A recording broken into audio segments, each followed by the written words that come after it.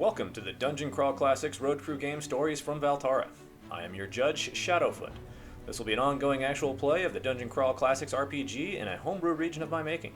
We will follow a group of villagers as they seek to be more than just lowly craftsmen and peasants seeking riches and glory through sword and sorcery, or die trying. The following is episode 5, where our party believes they have tracked the missing shipment to a bandit outpost in the woods off the northern road to Elms Reach. We join our party in the middle of their assault on the bandit outpost. Tired and running low on resources, they have what they need to defeat these bandits and recover the missing goods. Find out now, and welcome back to Valtara.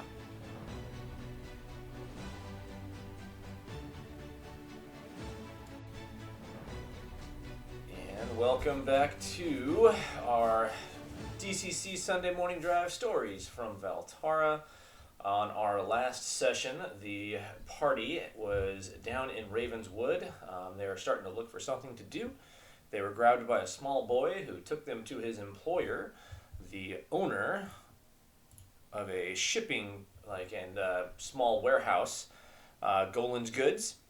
He informed you that a shipment of tools and weapons that was heading north for the Elms Reach never made it.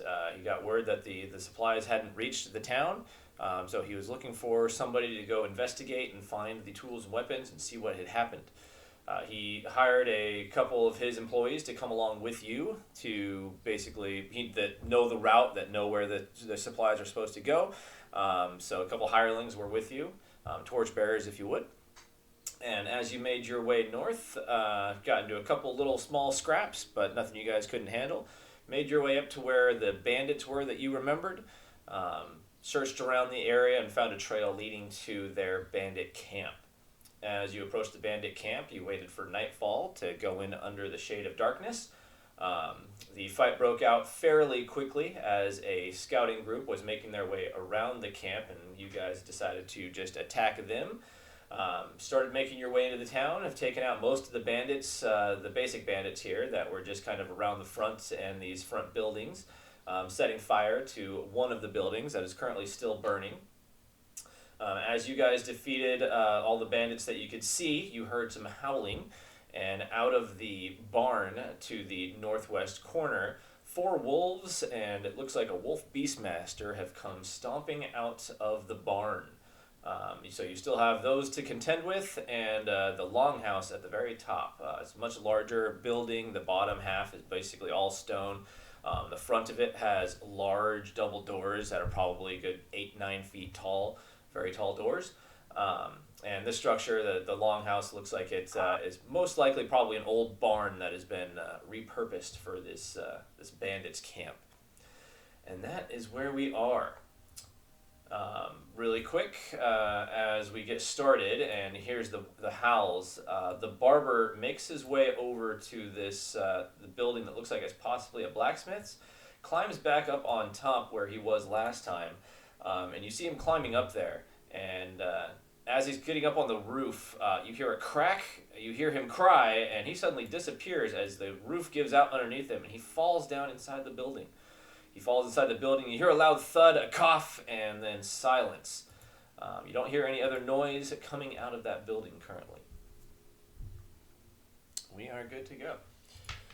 All right, so as these wolves and the bandit captain start making their way forward, we can go ahead and roll initiative. We are right into it today.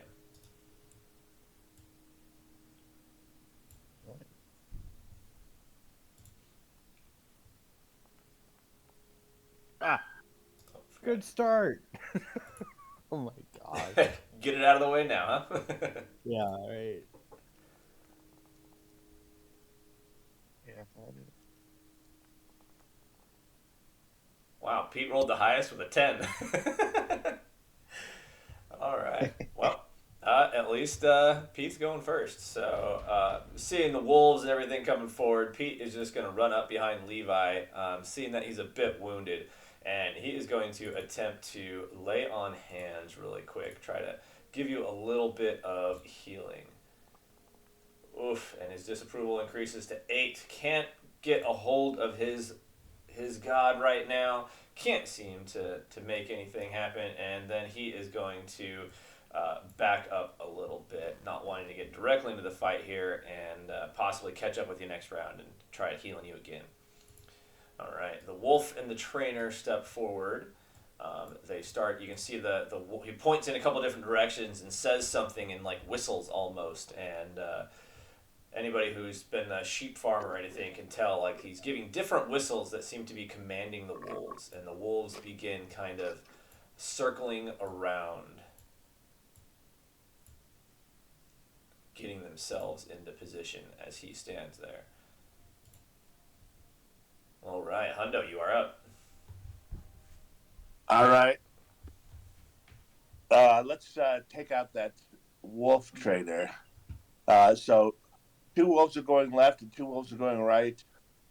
I am using my bow and let's bring up my piece here and running straight at the wolf trainer. Who is? So there's those 5. Are there any other enemy markers in sight? Not that you can see. Everyone else seems to be down. Okay. And of the buildings that you've kind of recognized, there's 2 to the left and this one behind you that's on fire. They seem to be kind of like the barracks. This one immediately to the right seems to be, or up and to the right, seems to be the blacksmith. And then there's one further up to the north that seems to be kind of a storage of some sort. So it looks like, other than the longhouse, this is probably it for bandits or places that bandits would be like sleeping. Gotcha. All right. Well, I'm cutting the distance to short range and then using my longbow. Okay.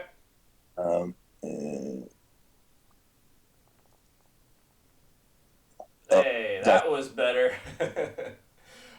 23 is definitely going to beat the armor's AC. 5 points of damage against that guy. So he takes that straight to the chest. He goes to block it away as you can tell he's focused on moving his wolves around. Doesn't quite catch you running forward. You fire your arrow straight in, and as he does, he goes to lift up his scimitar. His javelin, because he has his javelin in hand, ready to throw it at you guys. He lifts up his javelin, the arrow hits him straight in the chest, and his javelin goes flying just randomly as he throws it out of pain, and grabs the arrow in his chest. He looks quite hurt. Good shot. Right. Okay. All right, with that, Levi, you're up. Okay. Well, let me see what spells are. I'm going to attempt to cast a magic shield upon myself. Okay. And let's see, do I want a spell burn? No spell burn. I'm just going to try it out. All right.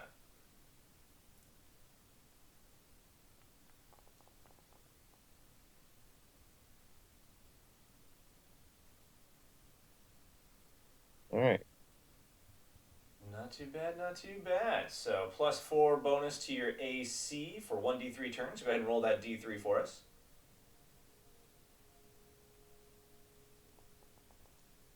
Nice. 30 minutes. Nice. That is not bad. So we'll go ahead and put a little status on you that you have a magic shield on you. I have my meta magic effect or mercurial magic effect is luck distortion though, so I think that means I need to do something. Yeah, I roll a d4. I get -2 to penalty rolls. All right. So I'll roll after that. So. All right. So, in addition to the AC, the shield also blocks magic missiles. So, okay, not too bad. One's not too bad. All right. So with that, you see this glowing light just all around you as this magical shield gives this barrier for you. All right. Moving forward or staying where you're at? I'm going to stay where I'm at this time. Okay. And with that, Pin, you are up.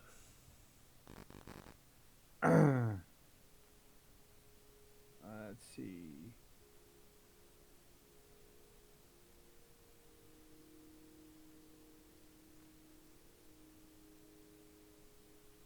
Alright, so I'm gonna move up. Whoops. Would help if I get move up there, and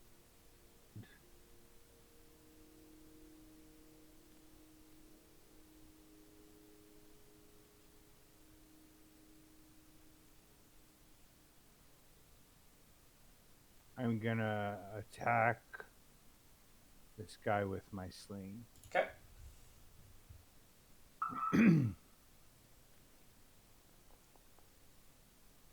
All right. Put a small pellet in your sling, swing it around, and let it loose, and it nails the wolf right in the face, doing 7 points of damage. I believe with that, that goes straight. The wolf like lunges forward, like it's about to run forward and attack, and it goes straight down its throat, and you see it start choking on it, and it kind of wobbles back and forth, like trying to paw its neck as it can't breathe, and it collapses to the ground, and you take that wolf out. Good shot. That sling is magic. All right, great work, great work. Pin, saying everybody's starting to move forward, is going to run forward and kind of stay with you guys so he's not caught out by himself. His disapproval's getting a little bit high, but he feels, you know what, I'm going to give it one more chance here on Levi. And he's going to have a... Oh, man. Oh, no. That is a 5. Oof, that was terrible. All right. Pete's having a little bit of a rough day. His god seems disproved with all the death that has been going on here right now. So the cleric's deity is going to wish to test whether the cleric is a man of faith or a man of the flesh. Calculate the cleric's total net worth in gold pieces. The cleric must immediately incur a permanent -4 penalty to all spell checks. The only way to remove this penalty is for the cleric to sacrifice his material possessions. For every 10% of his net worth he sacrificed to the deity, 1 point of this penalty is removed. Or in other words, sacrificing 40% of what he owns will return the cleric to normal spell checks. The sacrifice can be destruction, consecration, donation, transformation into a temple or statue, etc. So, being out here in the middle of the bandit camp, there's really no way for him to meet those at the present time. So he's going to be on a -4 for a little while. So Pin may start moving forward and doing some just attacks, because he is basically down to about just that. So he's... apologizes to Levi. I'm sorry, my God, just I can't get it to happen right now. I'll join you in the fighting. All right. With that, the wolf trainer is up. He is going to whistle again a couple times, and these wolves are going to come around. I'm going to move this bandit out of the way as this one flies in this way at Levi. These two fly down this way towards Pin. And the wolf trainer is going to move forward at Hundo. All right. Starting with the wolf trainer, he is going to slash at Hundo with his scimitar, since his javelin went flying off randomly. So that is, a good hit. Oh. 10 points of damage to Hundo. Hundo goes down. He runs forward with his scimitar, slashing hard through Hundo. Hundo sitting there boasting, feeling confident with his excellent arrow attack, but unable to land that. Unfortunate. All right. Then the two wolves. The wolves will attempt to attack. So the first one going against Levi. Oh my God. Oh, now I man. start rolling well. Now I start rolling well. Levi goes down as well. We are in trouble. EPK. I know, right? Barbara might have to come back out into this fight. All right. So with that, Hundo takes the bite from that deep into his chest, doing a lot of additional damage. All right. With that, then, the other wolves come forward and attempt to bite at Pin. The first wolf. Wow. No way. No way. All right. Well, at least that one was only 1 for the initial damage. So 1 point of damage to Pin. And the blow to the arm. If no shield, this attack afflicts 1d6. I think, Pin, you're carrying a shield, right? I am. All right. So you're able to block away the additional damage. That was lucky as it goes to bite in. You just saw the attack coming. And then I followed up with a natural 1. So for this one comes to bite on you, and you bring your weapon in as it comes to bite, and you smash him in the teeth, and you can see his jaw looks a little bit loose, and as it cries out in pain. So Pin does a good job blocking away the two wolves there. All right, Hundo, you are currently down. Pin sees you go down. Pin sees Levi go down, and is quite worried here. So we're in a bad spot. Levi, you are up. I'll lay here. Oh yeah, you're up. Yeah, you're laying there. Pin, you are up. Oh, okay. I'll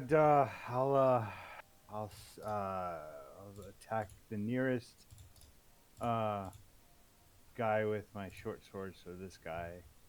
Okay. And I'll follow up with a shield bash because I didn't lose my shield. I just got bit on the arm, right? Yep. A 14 will definitely hit, and for 8 points of damage, you smash that wolf and crush its skull, and it goes down limp. All right, and then I guess my shield bash will go against the other one. All right. Where I forgot where I do that. So under dwarf, there's shield bash, so you can just click on the There shield it bash is. Okay.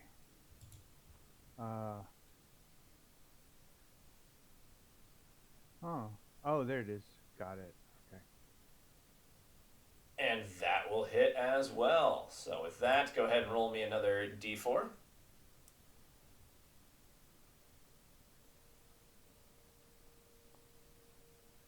For another point of damage, and you want to push him back. Yes.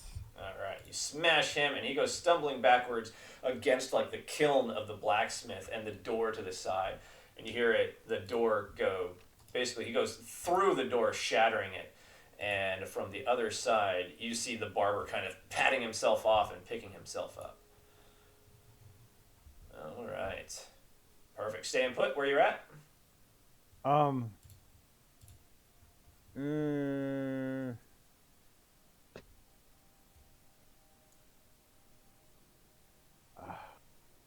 No guts, no glory, right?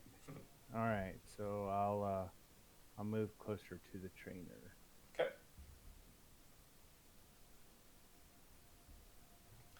Alright. The barber, startled by the wolf coming in here, is going to go ahead and slash at him.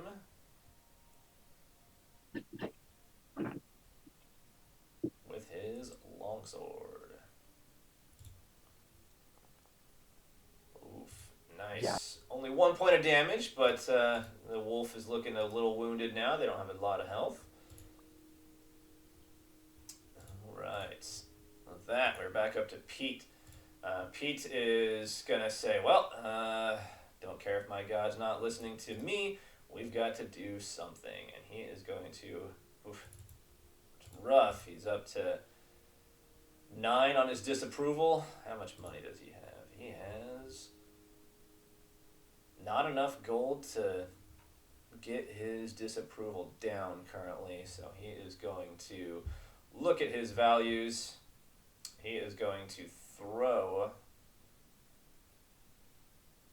I think, roughly 15 gold pieces to get rid of his -4. So he's going to take 15 gold pieces and throw them into the fire of the building that is completely just crumbling and burning away, saying a prayer to his god to get rid of his -4. And with that, he puts his hands on... So he's going to cast a spell instead? No, I don't think so. He doesn't have anything he can really do right now. So one more lay on hands on Levi. All right, let me see that natural 20 rolling out again. Hey, it's a success at least. So right now, he is lawful. Levi, you are neutral, so you'll get 1 hit die of healing. So go ahead and roll me a d6.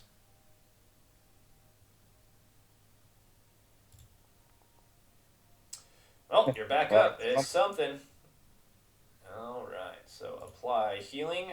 You're currently on the ground, looking basically unconscious still, but you're coming back into consciousness by your turn. All right. Pete feels a little bit more reinvigorated from that, so he will stay where he's at. the wolf trainer, seeing Pin coming at him, will go ahead and attempt to attack. So another scimitar attack versus the stout dwarf charging at him. Oof. Still a good hit. Come Jeez. on. These guys are hitting so hard, too. I do not understand. All right. Go ahead and give me a reflex save, Pin. Trying to beat a 13. Not quite enough. All right. You take that damage, and we see Pin go down as well. This guy's tough. He's tough. All right. With that, Hundo is currently down. Levi, you are back up. Oh, oops, I forgot the wolves, so give me just a second. I forgot the wolves. The wolf being stabbed by the barber is going to attempt to bite him. That is going to miss, and then the next one is going to attempt to bite at Pete as it bounds over. A 12 versus Pete, I don't believe hits. Nope. So the two wolves miss their attacks. All right, now we're on to Levi. All right. Getting back up. I guess I'll attack that wolf there in front of me.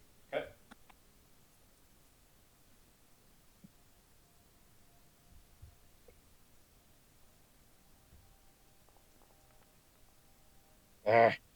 Oof.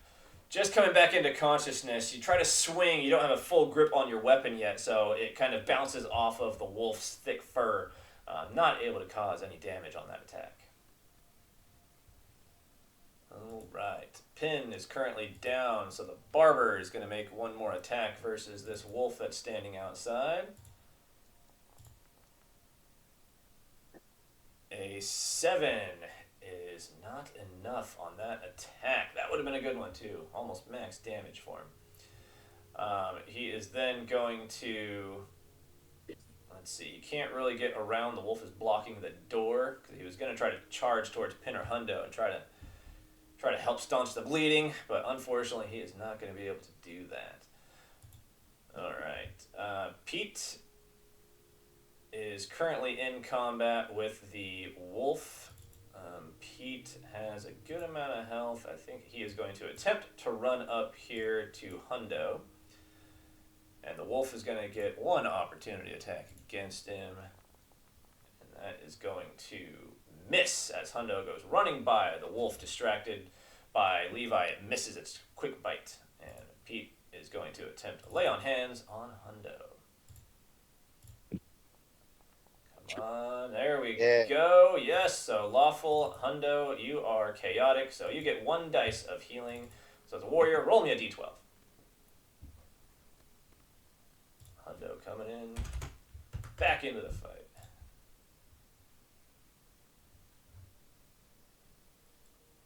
Hundo needs a good hit die roll on his next level up. Yeah, well, that was part of it. Last time I think I rolled a 1, right? Yeah, I think twice. Yeah, he rolled it. Yeah, it was bad. All right, back up to full health there for Hundo. All right, so Hundo's back into the fight. All right, we're back to the wolf trainer, who is going to... he's downed 2 guys. Seeing that his wolves are still in the fight, he's going to back up a little bit and make a couple more whistles. Seems like he wants his wolves to basically come rejoin him. So Hundo, you stand back up. Oh, sorry, the wolves go. So the wolves will go ahead and one is going to attack at Levi. Oh. And... oof. Levi takes a 17. That hits you, right? Yep. Yeah, You just see exactly. another bite hits him. And I'm back down. Oh yeah, you had your magic shield on it. So, oops, I did healing instead of damage. Let's see, damaged. And Levi goes back down, and the wolf takes off, running around the group back up to his master. This wolf will take one more bite at the barber. That is a 12. Misses him, so then the wolf goes running back up to his master. All right, with that, now we are on to Hundo. Okay, so he's running away from me. Yeah, he's backing up. He's getting his wolves to join him. Hmm. Well, I really wanted to chop his face off, but I guess I'll stick with a short bow here. Take that whistler out of action. But I will try to put it right through his head here. All right. Oh, that will do it for sure. So you, furious, almost going into rage, your senses heightened, you pull back your bow, release the arrow, and as he's whistling to his dogs and watching his wolves come back to him, an arrow goes straight through his eye, sticking out the backside. You see him grab at it with his one hand as he goes limp, his scimitar dropping to the ground. He falls to the knees and then collapses to the ground. He is dead.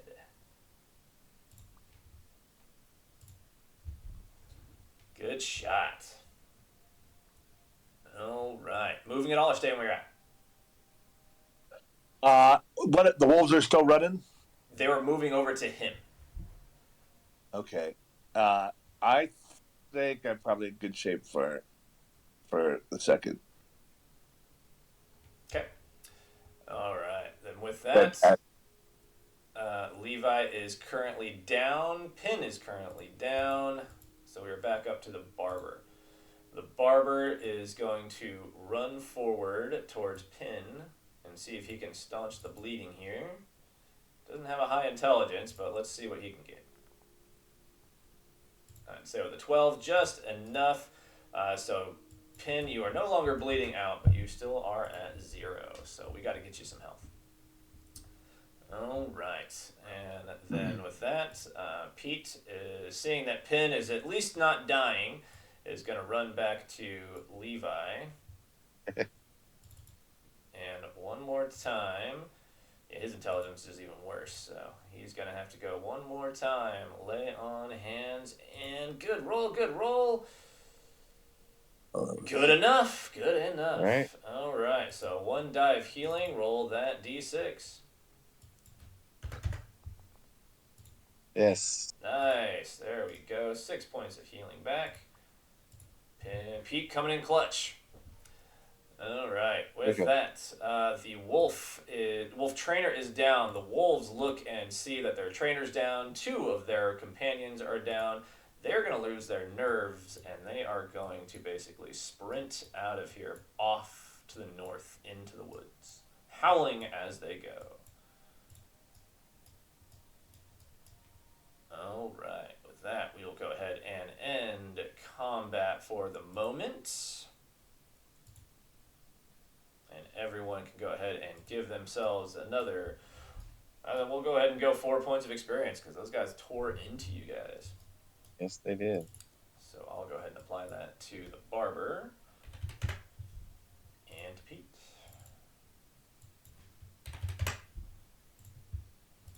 All right, with Levi back up, Pete goes running forward to Pin, his dwarven friend, and we'll try another lay on hands. Oof! -2 penalty to all spell checks that last until the next day. All right. Anybody have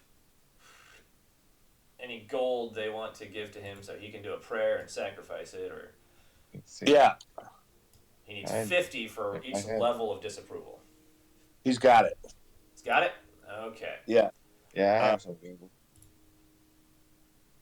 All right. Go down to... If you have it, go ahead and just remove it from your inventory. We'll say you gave it to Pete. Pete will do his prayer and throw it into the burning building. I'll give him 52. Okay. So How about that's 50?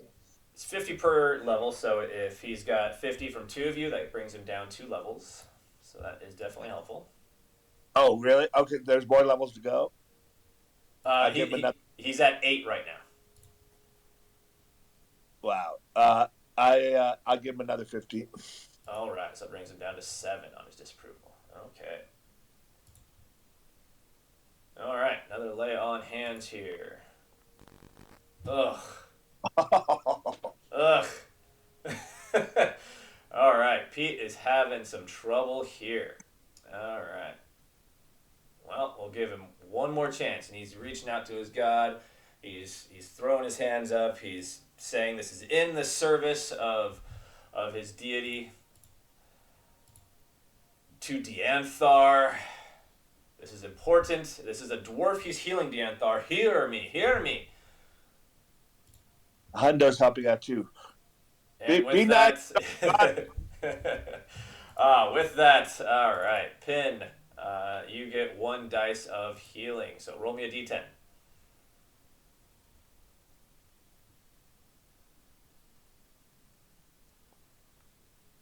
Oh. Oof, Well, at least rough. I'm alive. Yep, you're alive. You're alive. Come on. All right. As you guys look around, Isn't Dianthar a dwarven god too? he is. Yes. What he the is. hell? Dianthar, come on. All right. With that, you guys take a moment to regroup yourselves. Catch your breath. Apply bandages and wraps to some of your wounds and things of that nature, and look around and see that there are quite a few dead bodies at this point. The 2 large doors to the longhouse seem to be closed still, and there doesn't seem to be any noise or motion coming from that side. You remember in the last fight, 1 bandit got away and ran inside the longhouse. So you would assume there's at least 1, if not more, inside. And you guys are a bit rough right now. Yeah, should we jam the doors and try to burn it? You want to get the Evil, but it sounds like a good plan. the shipment back though, right? Oh yeah, that's right. Pin, with your dark vision, you can see just up at the corner of the barn here, it looks like there is a cart of some sort. Oh. Let's go see the cart. See these guys jump out after us, and then we do our best. But I say we get the cart and skedaddle. Let's go look. Everyone on that plan? Sure. I think I'm gonna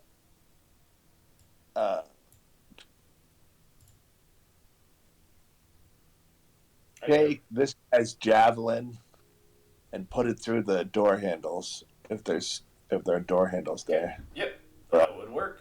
That would work. All right. Yeah, it seems to have looks like it's fairly well made. So it has 2 metal rings as like door handles. They turn a little bit, so you're able to twist the handles just enough to be able to get that javelin through both of them, looking like it's decently secured. And there's a couple burning buildings, right? I'm going to take a torch, light up from one of those birds, and throw it on the roof of this. What was the roof made of? This roof looks like it's made of wood shingles. They might be tarred or, have something on them to help prevent fire, but, you think maybe if you throw it up there and let it sit for a while, it could burn through that, because they do look like they're wooden shingles. At least give them something to occupy themselves. Yep. So we'll next turn we'll roll luck checks and start seeing if that fire catches. All right. So as you guys start moving around here, you see that there is an open window here.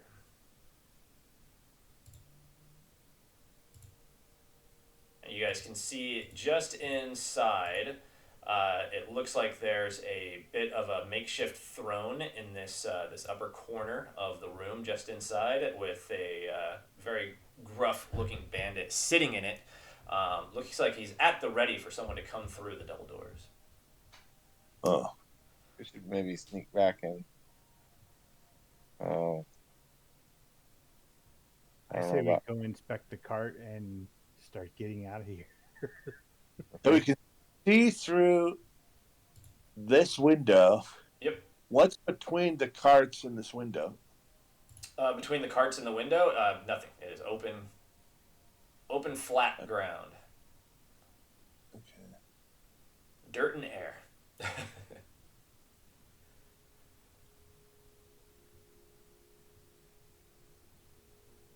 All right. Well,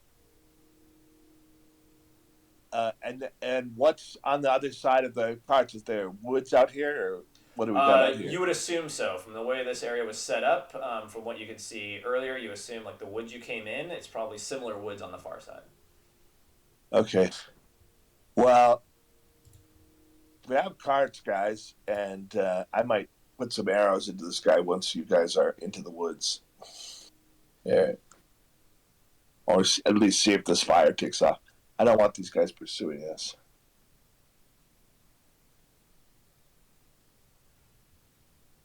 All right, so you guys all make your way up to the cart. So without any light sources, it's hard for anyone else to see. But there's Pin. Pin, with your dark vision, you see inside this cart that there are several crates. The crates have a GG stamped on it, and the image of what looks like a small crate that's like kind of open with some items sticking out of it. This looks exactly like the symbol that was over Gallon's goods back in Ravenswood. So you would assume that these are the supplies. You don't remember hearing exactly how many crates there are. It looks like there might be room for maybe one or two small boxes left within the space. But it looks like, from your assumption, at least most of the goods are here that you are looking for. All right. Well, I say, guys, we get what we have and go, because we can't survive another fight right now. That's truth. All right, Hundo, go ahead and give me a luck check.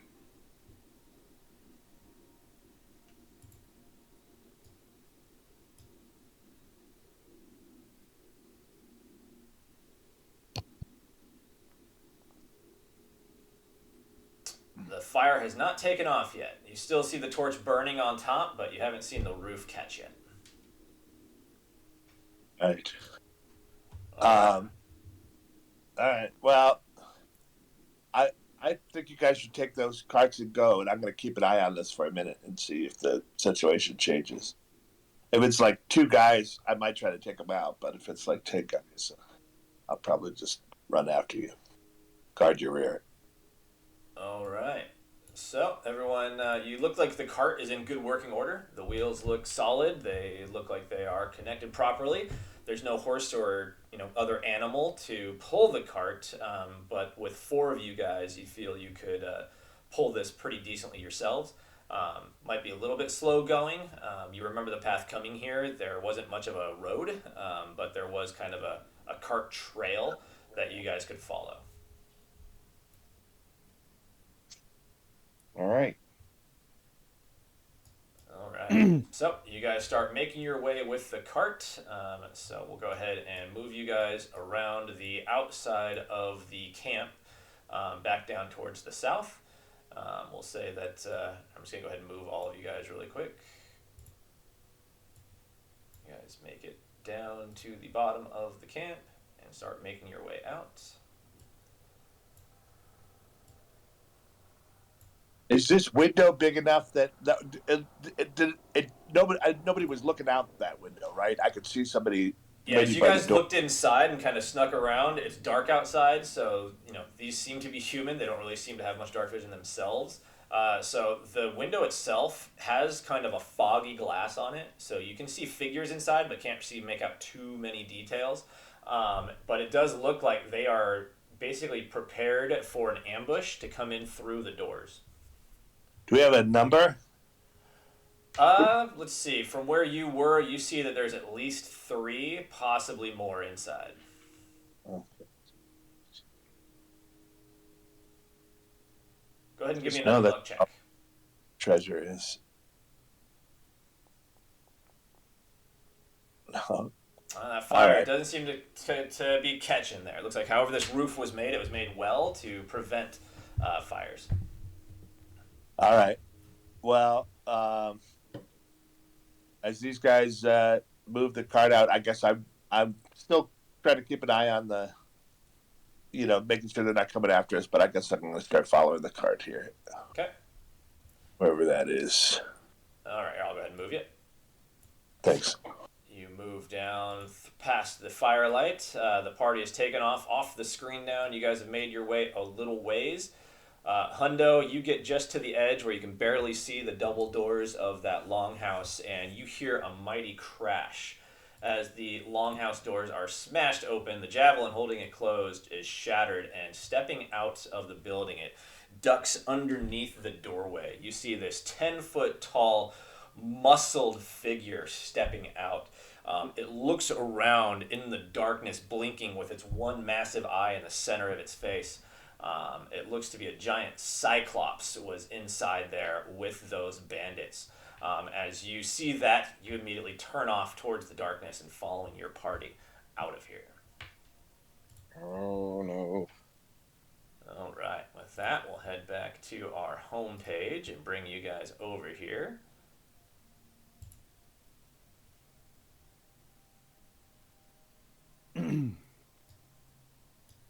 All right. You guys are all back over? Okay. So with that, you guys are able to get back to where the horse and buggy were with your two compatriots there, the guys that were hired to follow you along.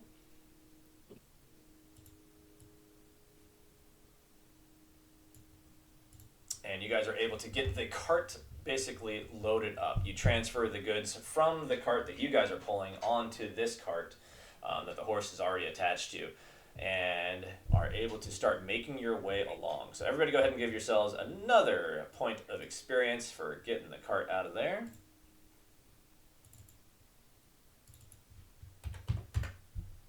And we got to get this back to Elms Reach, the city to the north. Okay. All right. Well, I think we go back to town, but obviously we've sort of failed in our main mission, which was to wipe out that bandit group, and we might need some extra hands if we're going to take out a Cyclops. Maybe hire some guys. Yeah, you know from how many you took out, it'll probably take them a little while to at least, re-strengthen up their numbers, because you did take out quite a lot of them. But you don't know exactly how many were left inside that longhouse, and they at least have one Cyclops on their side. Yeah, well, it seems like now's the time to strike if we can get a decent force, but I don't know if our force could take out a Cyclops or not. Not in the shape I'm in. Yeah. Definitely have to heal up. Pete's got to spend some time atoning, so. Yeah. All right, so you guys start making your way along the road now at quite a brisk pace. You guys want to set as much distance between you guys and this camp as possible. So you guys start making your way overnight. Sun comes up in the morning, and whoever's watching the rear, go ahead and make me an intelligence check. So who's watching the rear currently? I'll watch the rear. Okay, go ahead and just make me an intelligence check. 13, looking behind you, you don't see any signs of anything chasing you. You don't see birds taking off randomly, out of the trees. You don't see any torches behind you. You don't see any movement in the trees. So you feel fairly confident that you guys have put some distance behind you guys. So as the sun rises up, it gives you a better view behind you. And again, you see no dust coming up off the road behind you. And everything seems somewhat peaceful at the moment as you guys continue making your way up. This area that you guys are passing through has less and less of a road. You guys are now going through and across like fields and the woods and things like that, where there's basically no path. You might find a cart trail a little bit here and there, but basically you are relying on the two torchbearers that are with you to guide you guys, as they know the path. They know the small little, that tree is twisted a certain way. That's one of our markers. That boulder over there is shaped a certain direction, so we know that's another marker. They know the direction up to Elms Reach. They've made the travel several times. So they continue making their way. I would say with that, you guys are able to travel about 2 days before I'm going to make you make any additional checks. That gives you 2 rests, so everyone can go ahead and if they are down, gets 2 HP from resting twice.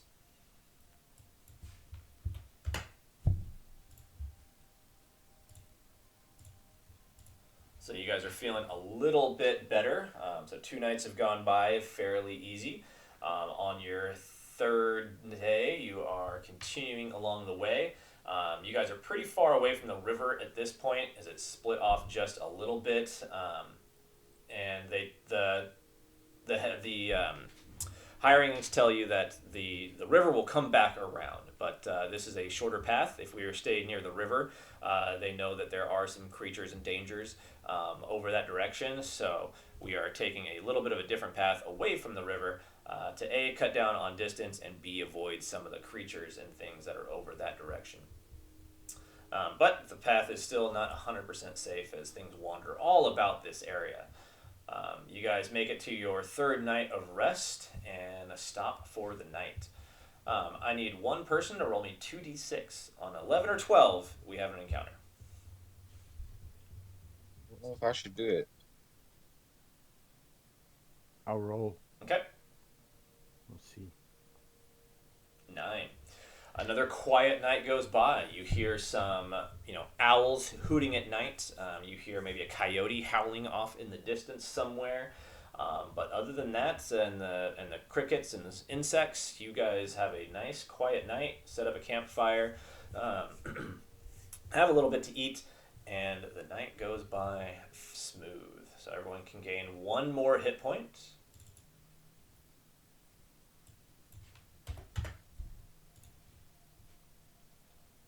Feeling a bit better, your wound's starting to close up a bit, replacing some of the bandages with other cloth and things of that nature.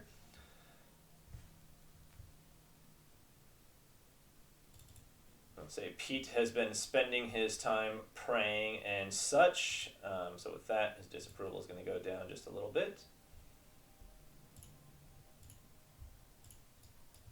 All right. Back on the road the next day. This time you guys are going through a fairly rocky area. There's a bit of a valley. They tell you to keep your eyes peeled, as you never know what can come up over the edge of a valley. So there's a small crevice on both sides. You guys are down in the middle of it. The rocks go up maybe 20 feet or so as you guys come through this small rocky valley. Looks like it only goes maybe a couple hundred meters at most, and you'll be out the other side of this rock cropping. As you guys are making your way through there, let's have another 2d6. Who's the next person to roll for us?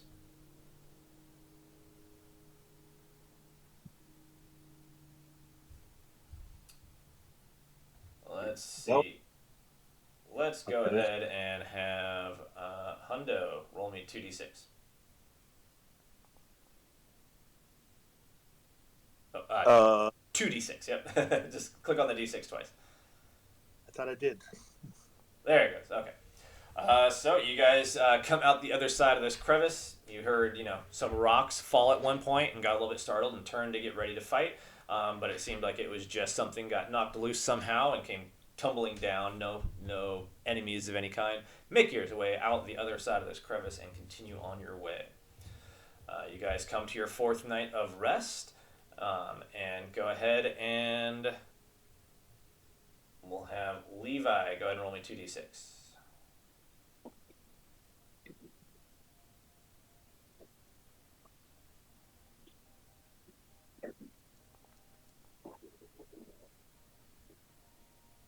Oop, a 6. Let's go for a low number. Oh, there we go. 2d6. All right. Again, your night goes by quite smoothly. The hirelings tell you that you guys probably have another couple days worth of travel before you make it the rest of the way up to Elms Reach.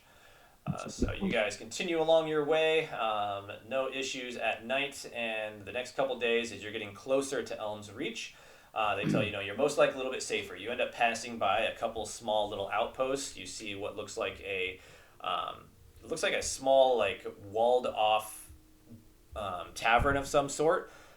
It's got wooden walls that look like they're basically just log palisades. And inside those walls is a tavern and a couple other small buildings. As you approach this area, is this where you want to make camp for the night, or do you want to continue on your way? It's about midday when you come across this small little outpost.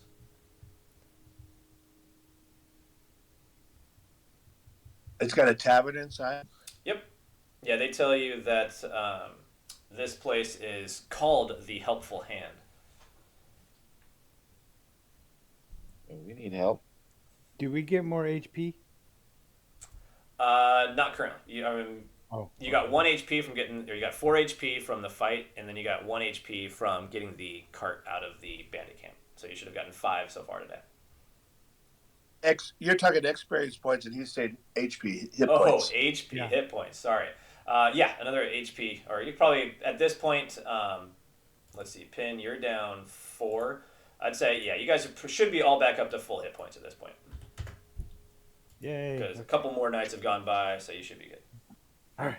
I think go in and at least talk about this Cyclops to the south. Let him know about it, and I think once we get this delivery in, we're going to want to put together a posse and take out what's left of that Cyclops. Okay. I don't think the regional powers realized how substantial a thieves' den they had there. Perfect. So you guys go and approach the front gate. It's currently open, and standing out front are 2 guards holding large pole arms. They look like they're wearing basically small leather. They're probably not even full-blown like city guards. These are just the guys in the area that have agreed to watch the front gate. And as you approach, they ask you, "Welcome, travelers. What's your business?" We're on the thief hunting business, and we've killed a whole mess of them a few days south here, but they're led by a Cyclops, and they still have their leaders down there. So we were hoping to give you this news and start a conversation about maybe putting together a posse to go take out that Cyclops. You see him, the one of the guards, the one that's closest to you. You can see him literally like kind of like grip his pole arm a bit tighter and get a little bit shaky. Cyclops, that's bad news. It's extremely bad news, and you're living pretty close to him. If you don't give him the bad news, he's going to give you the bad news soon enough. I may go back to Elms Reach. That's terrifying. And that's and he sees the cart that you have and recognizes the symbol on the side of the crate. He's like, "Oh, your stolen's goods. I see. Well, come in. Rest, your weary travelers. You must be come a long way." And with that, you guys are able to go inside the palisades. You get inside, and you see there's a decent amount of space in the center of this kind of courtyard. You see one larger building, still only 1 story, that looks to act as the tavern. There is a signpost over it with the image of an overflowing mug. And then you see a couple other smaller buildings, one of which looks like it's probably a small inn of some sort, some rooms for bed. And then you see another building that looks like it's a bit of a barn. It's not even like closed though. It's basically just like overhanging where you could post up your animals for the night, and they have a little bit of roof over their heads. And that's about all that is here. You see a couple people walking around tending to some things. Look like they're just doing basic repairs and maintenance on some of the structures and things like that. And you hear a little bit of noise, some chatter coming out of the tavern. And there's about 3 other horses currently posted up inside the little makeshift barn inside this area.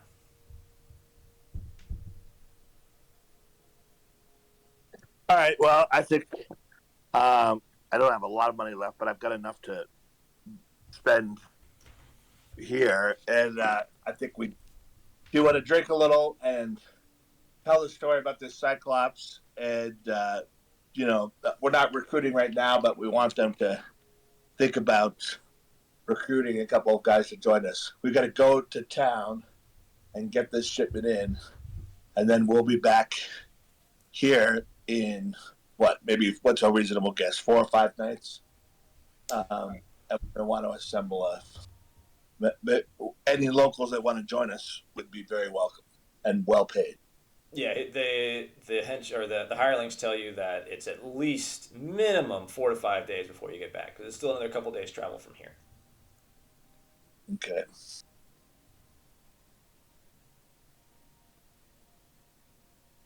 All right, so you guys head into the tavern.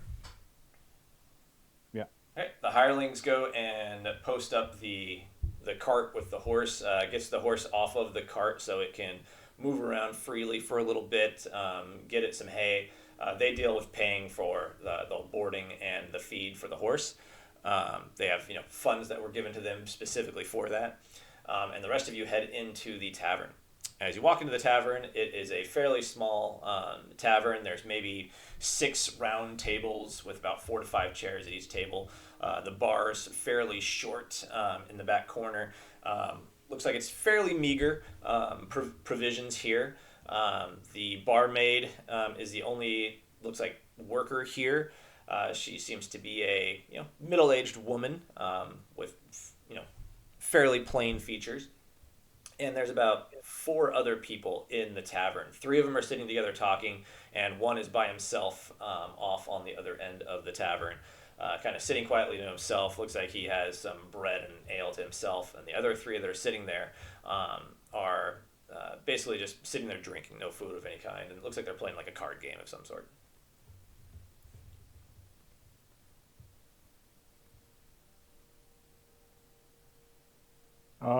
So I'm gonna go up to the guy who's alone and say, "Hey, mind if I sit?" Well, I was sitting by myself for a reason. Oh, well, just kind of looked like you needed some company. I don't play cards, so. He looks at you But kind that's of okay, gruffly. I'll- Yeah, he looks at you kind of gruffly, and then grabs his ale and takes a drink, and he says, "Sit if you must." Did you hear that we encountered a bandit camp with a cyclops leading it? I have no idea who you are. I've not heard a thing. Oh, small towns, rumors spread fast. Just thought you might have heard them. You hear any rumors? Go ahead and give me a personality check to see if this guy's willing to tell you any rumors. 6. Rumors aren't my thing. I do not trade in rumors.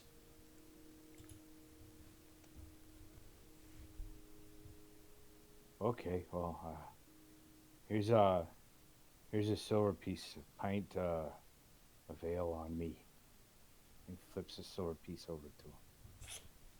He catches it. He almost drops it because he wasn't expecting it. But he reaches up, catches it, kind of lifts it up and shakes it as he nods to you.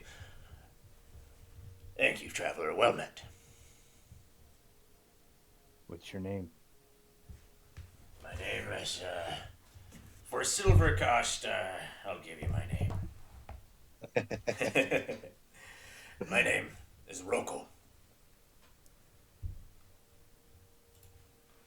Do you hang out here often? I help watch over the place. Oh, all right. Anything you're watching for specifically? Anything I might be able to assist with? Some wild beasts come by from time to time. Even wilder men here and there. I try to make sure that nothing gets out of control. Make sure that the people who run this establishment are safe. And that nothing gets damaged or broken.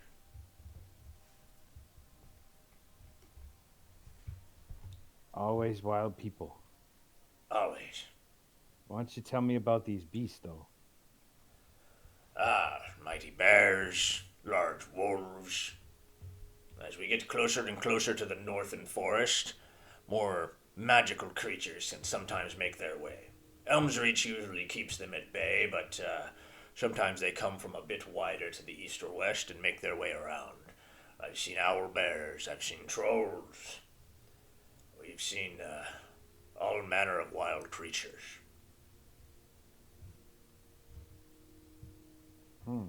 Hey, probably a month or so ago, did you get a tremor here at Elms Reach? That was not explained but went away quickly. Tremor? No, I haven't heard of any tremor. At least we didn't feel it here. I think I heard a couple travelers talking about such a thing, but they were coming from the east. Okay. Well, so he flips him another silver piece and just kind of sits back with his ale, kind of enjoying the time with the guy. I don't have anything else I can think of to ask. All right, no problem. Yeah, that he thanks you again, and at this point, he seems like he's opened up to you a bit, warmed up. The silver definitely went a long way to loosen his jaw. All right. Anyone else doing anything in the tavern?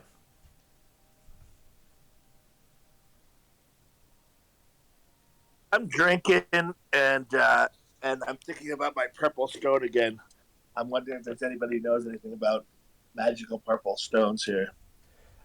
You look around this area, and hearing stories and all that kind of stuff. You know that those who know magic are usually those who wear robes and colors and all that kind of stuff. And you look around at this group of people, and this group looks like they are laborers, day laborers, travelers of that sort that are possibly coming up here to look for work. The stories of Elms Reach are that the forest is ever growing and has to be kept back by constant logging, so there's always work to do up here. So it looks like the group of three are probably three men that are heading north to work there in Elms Reach, or possibly they were working there and they're heading south. You're not sure exactly. But yeah, you don't see anybody around that would be arcane inclined.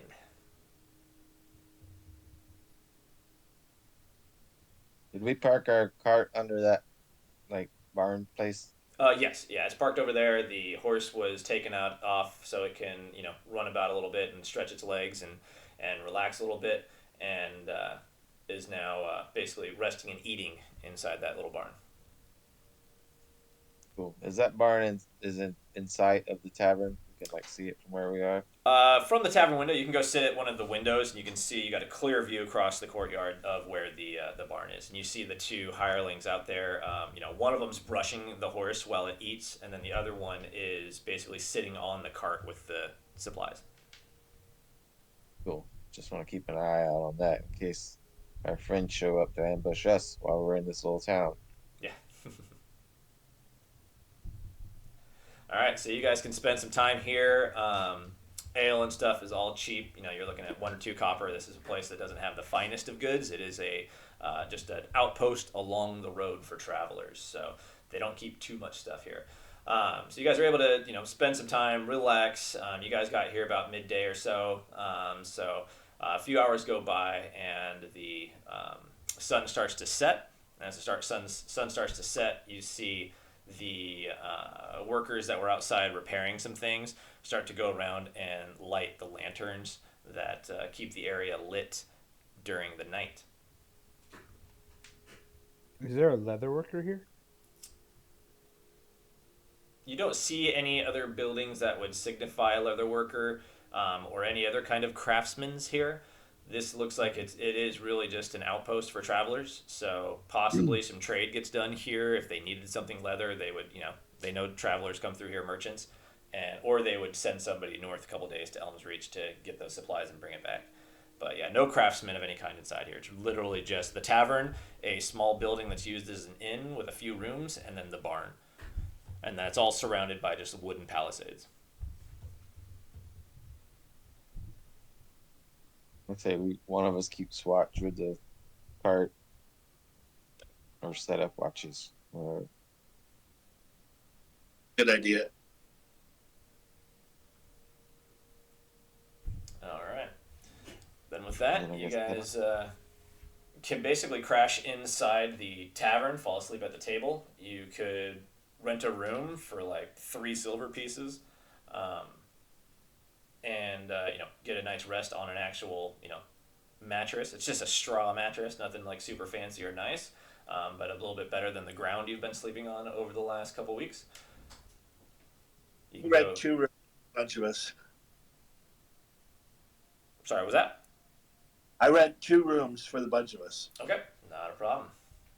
With that, you guys can take turns like sleeping through the night, watching the cart outside, and make your way through the night, feeling fairly rested. As you guys wake in the morning, let's see. Barber at this point would have had his luck back, so let me go ahead and get him his luck back. He's had enough rests. And anybody else who's missing luck gets 1 of their luck back so far.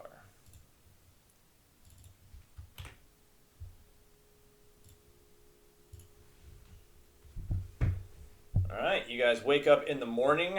Everything seems to be fairly quiet. You hear a bit of commotion outside, just the morning sounds of the workers in this little area, whoever runs it, getting their things together. You hear a cart and a horse make some noise, like they're getting ready to take off. But you have a couple with your cart, so you know it's not your cart. It seems like some supplies had come in, basically ale and some bread and some eggs and some things like that. Looks like it's probably from a local farm that supplies the tavern with their provisions for the day.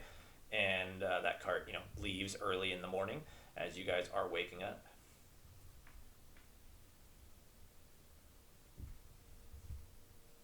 We should continue on. Yeah, let's get the Elms Reach and get our payment, and then start recruiting for Cyclops hunting. I don't know.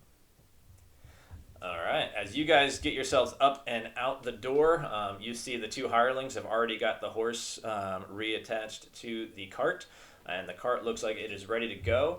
They're sitting on the cart patiently waiting for you guys as you guys come out.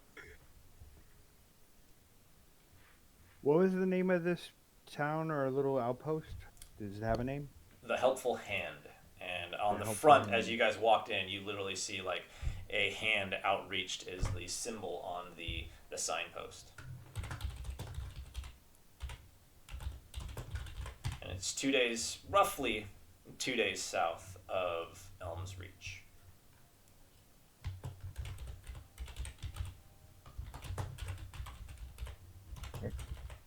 Forward. All right, you guys leave out the front gates. The 2 guards look like the same guys. They're there. Wave you on your way and say, "Safe travels, friends." Let us know if you see that Cyclops. We will. Absolutely. Dang. All right, with that, you guys continue along your way. You've got 2 days travel. As you guys are traveling through this area, you do see yourselves passing by quite a few farms, some other small little groups of houses and things like that. Maybe 1 or 2 small hamlets between here and Elms Reach that make up the rest of the population of this area. So you guys will make it the rest of the way up to Elms Reach without any more trouble. So with that, I'll go ahead and pop us over to the map of Elms Reach so you guys can see that. Actually, let me grab all your tokens, because if I don't know if you guys will even be able to see it. I think you guys should be able to see it, but we'll throw you in here anyways, just so you guys can control your things.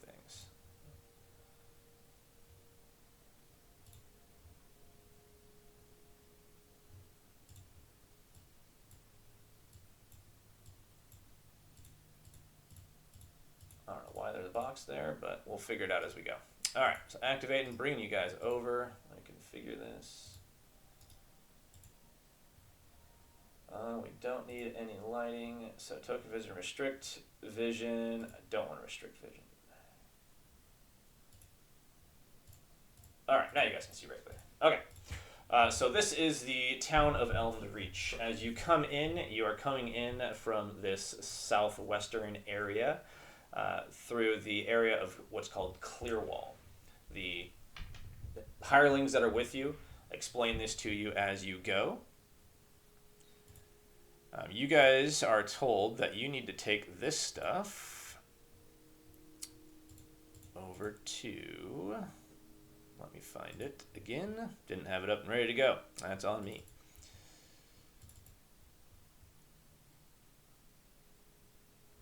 So you guys need to go up to the Old Ward, the area in red up here. So you guys will go through the clear wall, past the center courtyard where there is another large temple, up into the Old Ward. The Old Ward, they tell you, is the area where they do a lot of wood processing and warehouses. No homes or shops up in that area. It's just straight up labor area. And as you guys make your way through Clearwall, the southeast western district there, you see that this area is the main city proper. Lots of shops. You see large multifamily housing, so 2-3 story buildings that are all kind of stacked on top of each other in tight concession.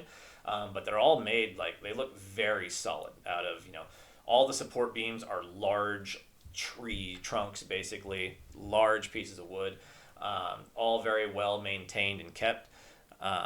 And you pass a lot of shops. The shops all look like, general goods, weapons, meat bakery, produce stalls, leather worker, weaver, fletcher, all these different kinds of things.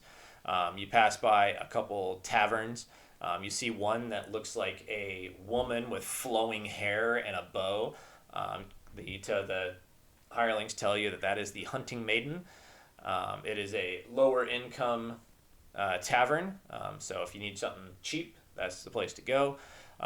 You guys make it a bit further, and as you come through the center courtyard off to the northwest there a little bit, you see another tavern. This one's larger. It's about 3 stories itself, and hanging over its door on the signpost, you see a large red goblet. And they tell you this one's called the Crimson Cup. This one is a bit of a refined hunting lodge, is what that tavern is. And you guys make your way past the temple out in front. You see these large stone palisades surrounding this area. It's all large stone. The only thing of stone really in this area other than the temple that you see, everything else seems to be made of wood. And it has 2 large gatehouses, and out in front of the gatehouse is another small tower. So in the passage to get through the tower and the gatehouses is just wide enough for a cart your size. Nothing really too much larger than that could make its way through. And it looks like there's additional gates that shut between that tower and the guard towers, and not to mention the actual portcullis that between the guard towers. So this looks like a pretty fortified and secured area. You guys make your way past that through the courtyard and start making your way into the Old Ward. As you make your way into the Old Ward, you do see a lot of signposts, and you recognize the signposts as, basically sawmills, like I said, wood processing. You see even some areas, one that looks like it refines wood down for the handles of weapons or tools and those kind of things. And then with that, on most of these, you also see a symbol that's very familiar for you. It's the symbol of the Timberfells, which is, Count Timberfell is the, mayor of Ravenswood. You see his crest on a lot of these buildings. Having heard about him, you know that he gained most of his wealth from running the timber business. So you assume that most of the shops and the warehouses and stuff up here that are, wood, he either owns or funds or has some, stake in. You guys make your way past a couple more buildings through here, making your way towards the center of the Old Ward, and you see the 2 hirelings start talking to each other, and they point, and they see another signpost, and this signpost has an image of about 3 crates stacked on top of each other, kind of a pyramid shape, 2 in 1. It's like, that's where we're heading. That's where the supplies are due. And they make their way towards that building. As they approach, one of them jumps off and starts walking towards this large double door. He knocks on the front, and in one of the large double doors is a smaller, regular-sized door. That door opens, and you see a fairly heavy-set, middle-aged man step forward, and you see the two of them talking. And then the hireling waves over for the cart to continue. And the small door closes, and the two large double doors, open up. And inside you can see a warehouse. Do you guys continue in with the carts, or do you wait outside? Let's go with them. Okay. You guys make your way inside.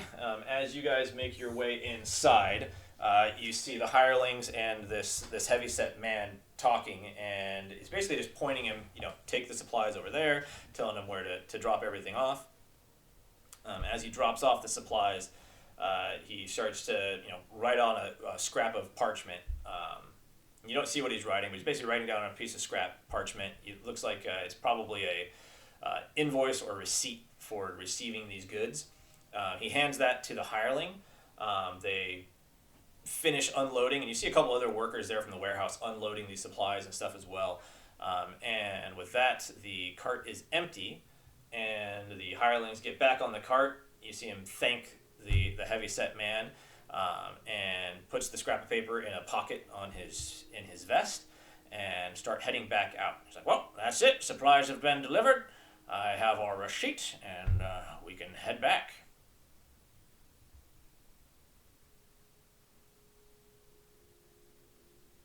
Well, so are the captured supplies have been delivered? Wasn't there some sort of reward that was supposed to come along with that? Yeah, Golan will pay that when we return back to town. Back to the main city. Mm-hmm. So, and who is the temple dedicated to? What god? This is the temple, just like all the rest of them, to Goran. All right. Yeah, I believe it was Goran was the main one here. Yeah, Goran. And I have a niece in this town somewhere. I don't know. Maybe we'll make her an acolyte of that temple or something that I want to go visit and say hi to. Okay. And then, I think we need to. Is there a mayor of this town that we can learn about this? The Cyclops? Yeah, so he tells you that for this area, for Elms Reach, the person who basically runs it are the Muellers. The Muellers, they're a human family. They work for the Timberfells, and they oversee the timber business here. And they've basically been appointed to run this town as well. And this is the hirelings are telling you this stuff. They come up here quite often on these trade routes. But they tell you there's a couple of main taverns that we can go to. If we wanted something a little bit, quieter, we could possibly head around behind the fort to Brightpole. Brightpole is a bit more of a shanty town, or Brightpale, sorry. It's more of small homes in shanty town. Most of the laborers and servants to the keep and other areas, sanitation workers for the town, they all live in that area with their families. There's a small temple over that way and another small tavern. But other than that, we can head back to Clearwall, where the majority of the major taverns are, where we can get a good meal and rest for a day or two before heading back out on the road. Could be a good spot to learn any rumors or jobs that are up here if you wanted to make a little bit more money before heading back south. Is there a leather worker here? Oh yeah, you can definitely find a leather worker here. Yeah, I tell you, over in Clearwall, anything you need, you can find over in Clearwall.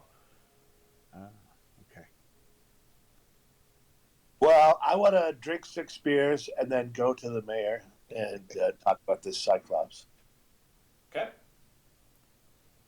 All right, so guys, the cart, they basically take the carts and they know of it. They say, well, we know an area where we can store our horse and buggy. So we'll drop it off and meet you guys over at, let's say, don't want to spend too much while we're here, so we'll meet you at, and he tells you the name of the tavern. We'll meet you at the Hunting Maiden. And you guys remember seeing that signpost as you came through town. Yeah. All right, so you guys make your way over there, passing again past the courtyard, past the large temple to Garan, past the large gates to the keep, and make your way back into Clearwall, making your way over to the Hunting Maiden. Quite easy to find your way back there.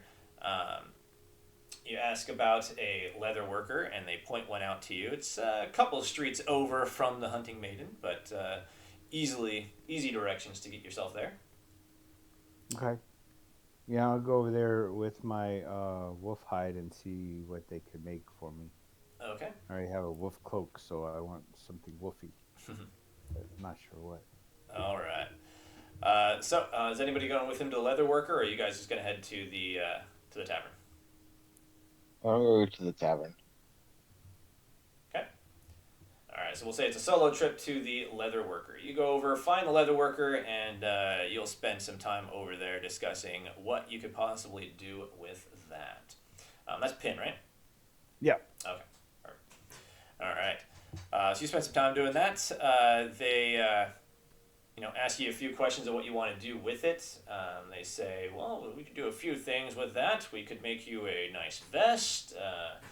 Possibly, I see you have a shield there. We could don the shield on the outside with that fur. It maybe provide a little bit additional protection. We could make you some shin guards, maybe some arm guards, gauntlet style. There's a few things we could do with that amount of hide you have. What are you asking? let's do the shield. Yeah, that sounds good. Okay. Yeah, so they see that there's plenty there. They can take it and cut a couple round pieces out of this that are about the size of the shield. They dry the one under the first one fairly well and mat everything down so it comes like hard leather almost.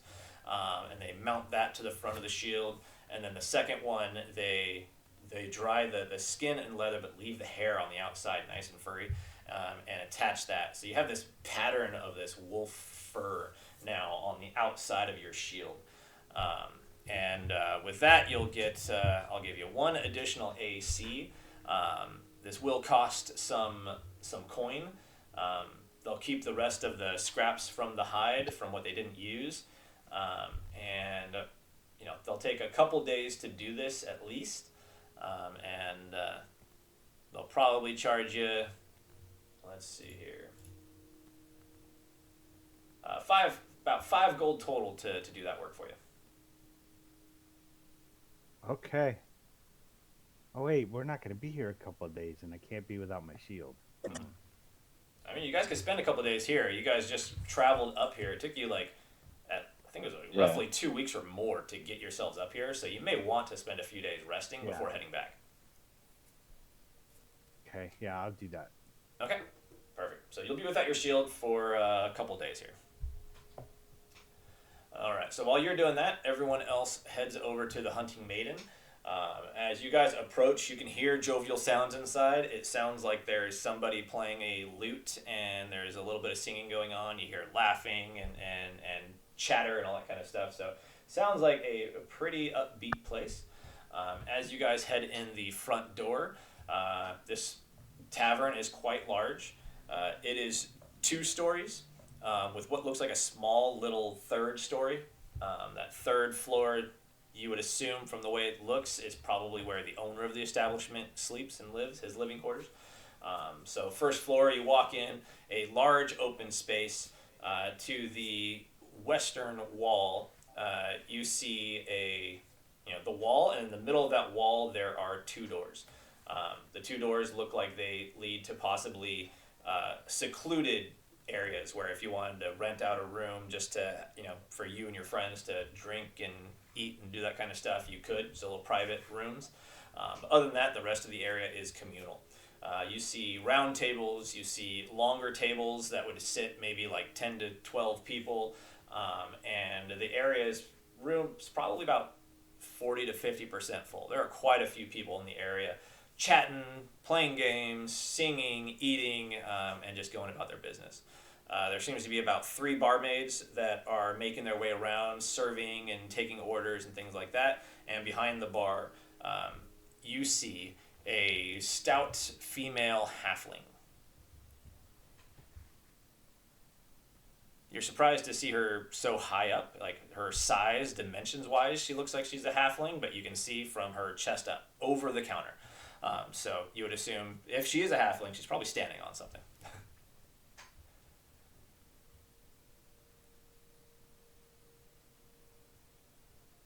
All right. Well, how about you guys? But I'm ordering 6 beers, and I'm always +2 when I'm drinking with the barber.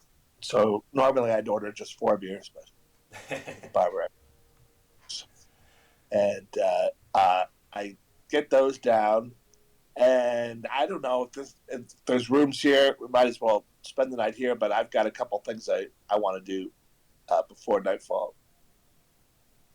All right, yeah, you can see that there's a stairway off on the eastern wall that looks like it leads up, and there's a signpost over it that says rooms.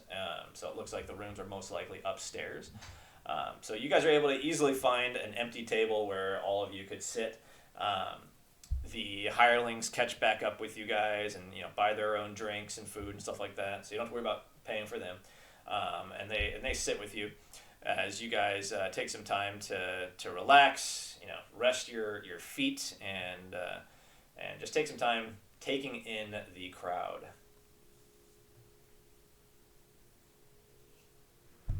Do we want? What's our next plan after this?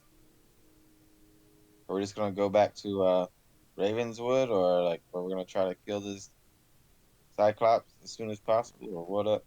Let's see if there's any jobs or anything we can make some money on, get some favor, for help with the Cyclops. Yeah, I think that's what we want. I mean, the Cyclops is basically at our way back to our payoff, right?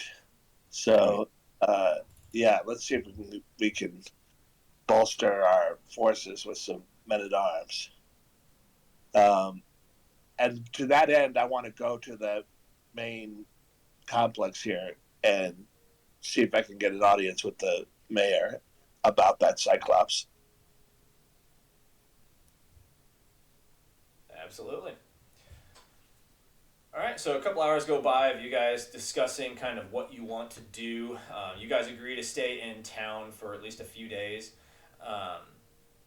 As you are sitting here, you hear a couple people talking. They basically discussing. It sounds like the mayor of the area has their general. There's not really a city guard up here. It's really just people of town take turns being,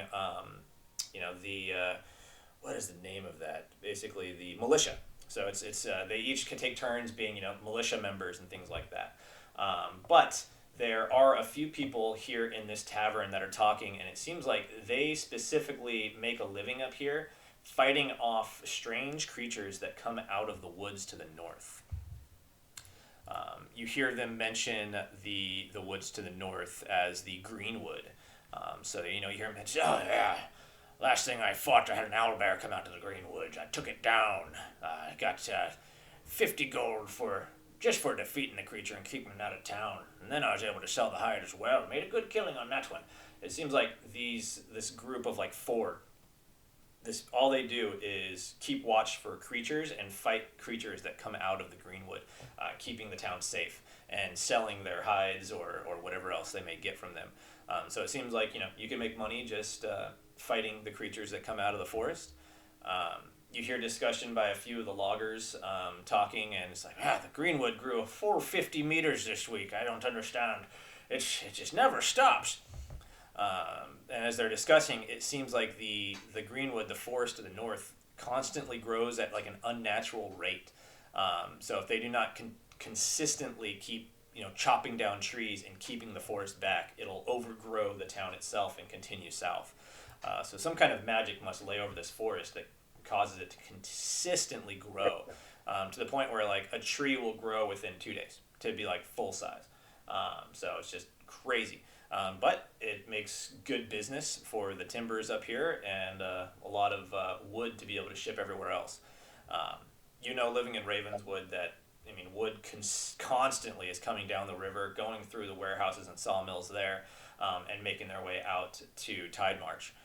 So you've heard stories of how much wood comes out. You've never really seen it, maybe yourself. Maybe Hundo, having a family member up here, you've been up here once or twice and have seen it as well, and knew these stories. But it's just bizarre how fast the forest grows. And that magic seems to not only grow the wood, but the animals and creatures that are inside as well. So lots of giant creatures, lots of magical and mysterious creatures come out of here. Cyclops. What's that? Cyclopses. Yeah, possibly. It could have come out from here. And then you hear them talking about Joran Mueller. He seems to be the one that runs the city itself. He oversees the deforestation processes and stuff like that. You hear him talking about Joran. It's like, oh yeah, Joran. He was out there with us a couple days ago chopping trees, and I swear he took down a tree in a single blow. The man's a brute. I wouldn't cross him. So it seems like Joran, even though he's the one that runs the town, gets his hands dirty. He gets out there and is chopping trees as well, and sounds like he's built like a large barbarian of some sort. Then additionally, you hear some people talking and things like that, and the hirelings kind of let you in on that too, that the fort there in the middle, the citadel, it's called Fort Oakroot. And it was built there to protect the town if anything were to happen where, maybe creatures they couldn't handle came into town and they wanted to protect all the civilians. There's enough room for everyone to get inside. They'd be a little bit cramped and it wouldn't be comfortable, but everybody could get inside and they could defend from that central location. So that's why the fort is really there. Through talking, you hear that maybe once or twice in their history they've had to do that, and that was back when it was smaller. Now that it's gotten to this size, there's enough consistent logging going on, enough workers there to basically keep the forest back, to where there's not too much trouble. The creatures kind of come out sparingly. There's no large groups of orcs coming out. There hasn't been for a long time anyways, but the danger and the threat is always there. Maybe we can help with the north, I guess.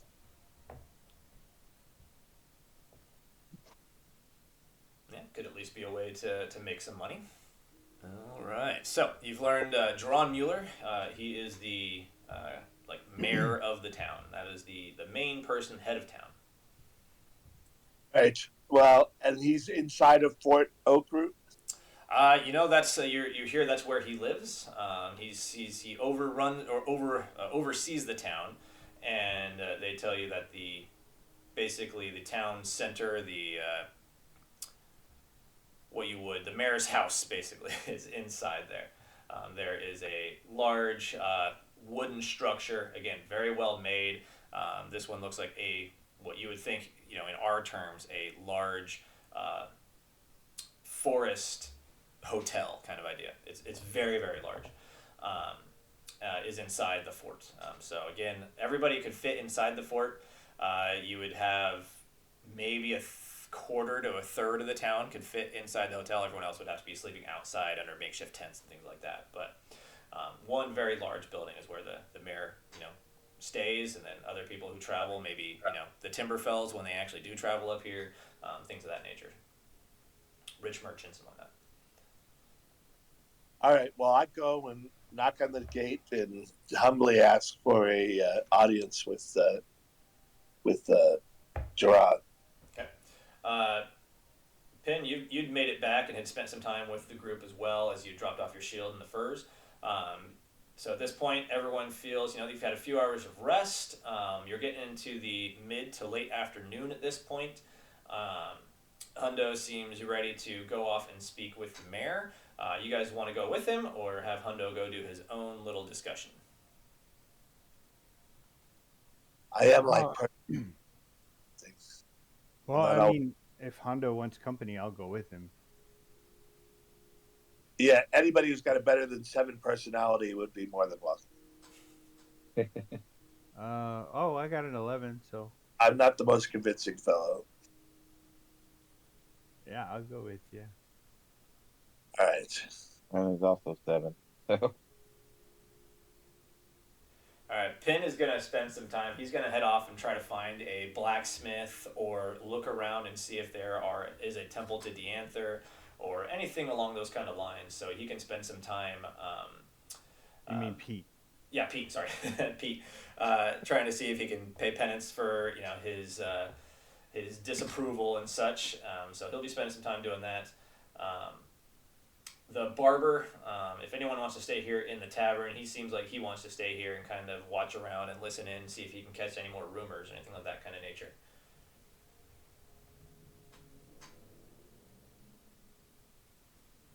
So we have Hundo, Levi, Pin. Are the three of you heading off to go see the mayor? Yeah. yeah. Okay. All right. Then the three of you head off. You get up to the front gates, and the gates are open. Everything's open at this point. It seems like there's not a lot of bandits that make their way into this town, so there's not a lot of need to be on high alert. But you see probably up on the guard towers, maybe 2 per tower, archers armed with crossbows. Down at the gates, you see on either side of the tower gates, 2 guards on either side, standing there with their pole arms, and they're wearing looks like maybe a mix of leather and scale mail, kind of patchwork armor and stuff like that, and they have scimitars or long swords on their sides as well. So as you approach the gate, hi, what business do you have? Bandit business. We're here to talk to the mayor about a serious threat to his south. Ah, bandits, yes. The stories of bandit ambushes along the southern road is quite known to us. What news do you have? Well, we're contracted to bring back this cart of goods, which we've done, brought to town. But it had been waylaid by a pretty substantial band of bandits, pirates, and we went after them, chased after them, unaware of their numbers, and took out, we think, a pretty substantial number of them. Were able to recover the cart, but it looks like we left the leadership intact, and they have a cyclops amongst them, a giant guy with a single eye, and it seems like now is the time to strike. That we've reduced their numbers. If we want to take out a cyclops, now is the time to do that. So I wanted to talk to this whoever's in charge here, make them aware. I'm a friend of the town. I've been up here before, and as you can see, we brought the cart here. I have a lovely little niece that's in the temple right across the way here. Ah, well, yeah, that sounds like news that Gerard would want to hear. So, you may pass. I believe he's inside. I believe he came through a couple hours ago and was heading in. So he should be in his quarters or somewhere inside the keep. All right, and I go in and drive. All right, they let you in. As you step in through the walls, you see the courtyard open up. The walls are probably 40 feet high. They are quite high. And you see inside there's really a small barn, again, off to the right, kind of down in this area here. Right on the wall, could hold maybe It's decent size. 10 horses. Carts can be put outside, stuff like that. So it's probably 10 horses or so.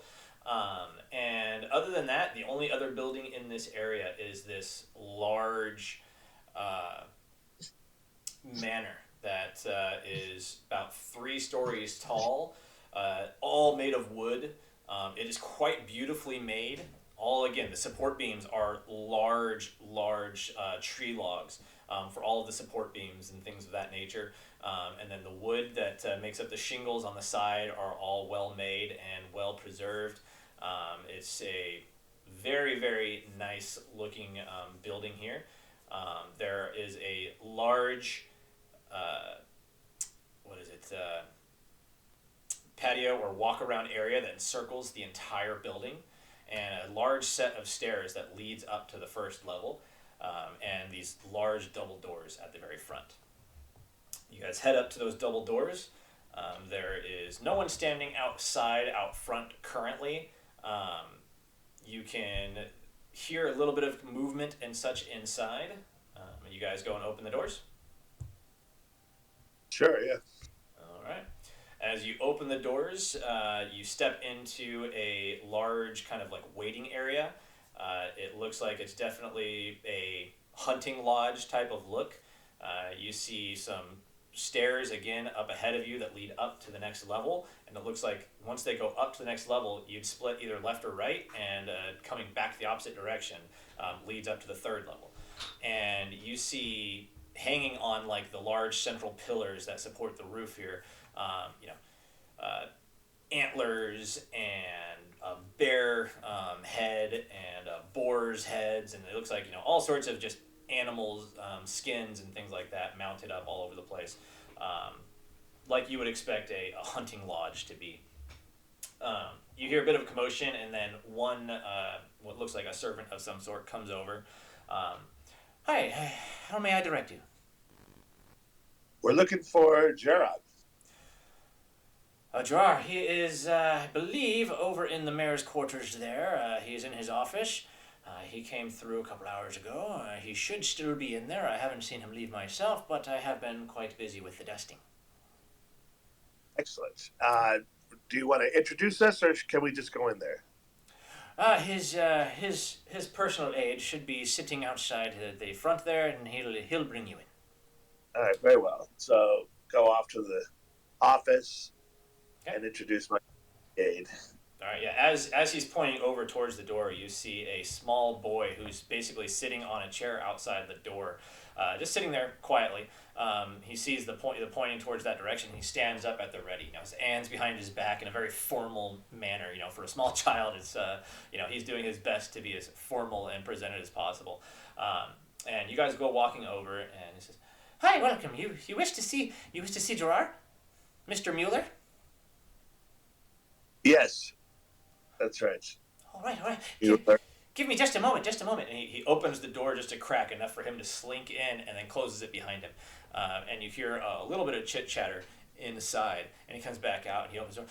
I'm sorry, I forgot to ask. What is the meaning of the meeting? It's about bandits to the south, Cyclops, a threat to the south of your town. Cyclops, how exciting!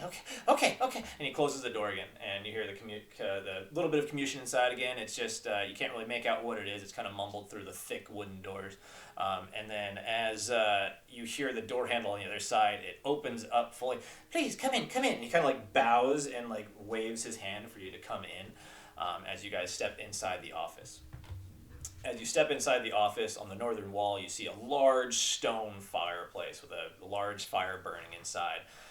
You see, again, a large like bear skin and some other kind of creatures, fur on the ground, making these like rugs. There is a large like oak desk, and in front of the oak desk there is about 6 chairs, and a small round table between those chairs. And then sitting on the backs behind the desk is this like barbarian of a man. He is wearing what looks to be a couple furs and leather tunics and things of that nature. He looks a little bit sweaty, and dirty. And then on the walls, you see like shelves with books, scrolls, like this massive pine cone, all sorts of little knickknacks. You see maybe like horns and things of those natures. And as you come in, he says, "Welcome, travelers. I hear you have news. Take a seat. Take a seat." Well, we do take a seat, and yeah, I relate this the whole tale. That after killing some trolls, we went back to the main town and were contracted to go find out what happened to this shipment. And we did find that it had been pirated, and we traced the trail back to a pretty large encampment and took out a bunch of guys. I don't know, 10, 15 guys. And still, we got our cart back, but we still left a building full of probably leaders, including we saw at least one Cyclops. And it seems, like we should be telling you about this because A Cyclops is a pretty major threat, and B, whatever that threat is, it's at its weakest right now. It seems like now would be a good time to strike. So, we're dowdy fighters here, and experienced enough in killing trolls and bandits, but we thought we might enlist your aid in going after these Cyclopses. This Cyclops.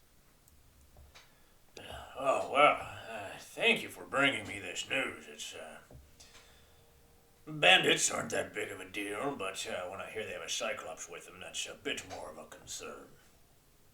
Well, first off, let me apologize for my appearance here. I was out logging with the party, and I haven't had a chance to clean myself up. Not at all. The news you bring is important. As I said, I appreciate you bringing it to me. My militia here, the militia is just basically here to guard the town themselves. I don't really have anyone that I can send out to help you on the fight, but there are quite a few mercenaries that work here in the town. They fend off orcs, they fend off mighty beasts that come out of the Greenwood, and basically take care of the things my basic militia aren't quite handled to take care of. See, the militia here are basically just our general citizens with a bit of armor and weapons, and they're basically there just to keep order. But the militia, the other mercenaries that work in the town, I'm sure you could get a couple of them to help you out. Take some time, ask around. If I hear anybody that's looking for work, I'll send them your way. Where are you guys going to be staying? What is the name of it? You guys were at the Hunting Maiden, so that was the place you were just at. We're at the Hunting. Ah, yes, I know it well. If I have anybody looking for work, I will definitely send them your way. How long do you plan on being in town? Just a couple nights, I think. A couple nights, aye, hey, very good. Well, for those couple nights, if you are looking for work, we always hire mercenaries to take care of creatures. The bigger the creature, the bigger the pay. There's always strange things coming out of the Greenwood. Sure. And how far is the Greenwood from north of town? You probably saw it as you guys were up in the warehouse district. Oh, well, right now it's about, I'd say, 2 hours north of town. Constantly grows. Sometimes it's closer, sometimes it's further. Sometimes we got more workers and we're able to chop down the trees a bit faster. But right now, about 2 hours walk from north of town, and you'd be at the edge. All right. Well, I appreciate your time and attention. Yes, send any mercenaries you can our way, and we'd be open to helping out for a night or two. And I can see your reputation as a warrior mayor is well earned. And with that, we leave. As you compliment him on his appearance, you can see him rest his hand on the shaft of an axe to the side, and this is a heavy axe. Like, it looks like your friend the barber and your halfling friend definitely wouldn't be able to lift this thing. It's got quite some heft and weight to it, and looks quite impressive. Well, we can't enlist that in our aid, apparently. So, all right. And then I do visit. I go into the temple and visit my niece. Catch up on news. I probably give her some money, and she's just a little acolyte in this temple here. Yeah, she as soon as she sees you walk in, you see her that she was in like the middle of prayers with a couple other acolytes, and you can see her immediately light up and go to get up, but then remembers that she's like in the middle of her prayers. So they go through and they finish, and you wait off to the side, and they finish their prayers and things like that, and she bows to the nun that's basically leading this, and as the four that were there praying get up and have their hands and heads down and begin walking away. As soon as they round a corner, three of them continue off one direction, and she turns off the other direction and runs over to you and jumps and gives you a big hug.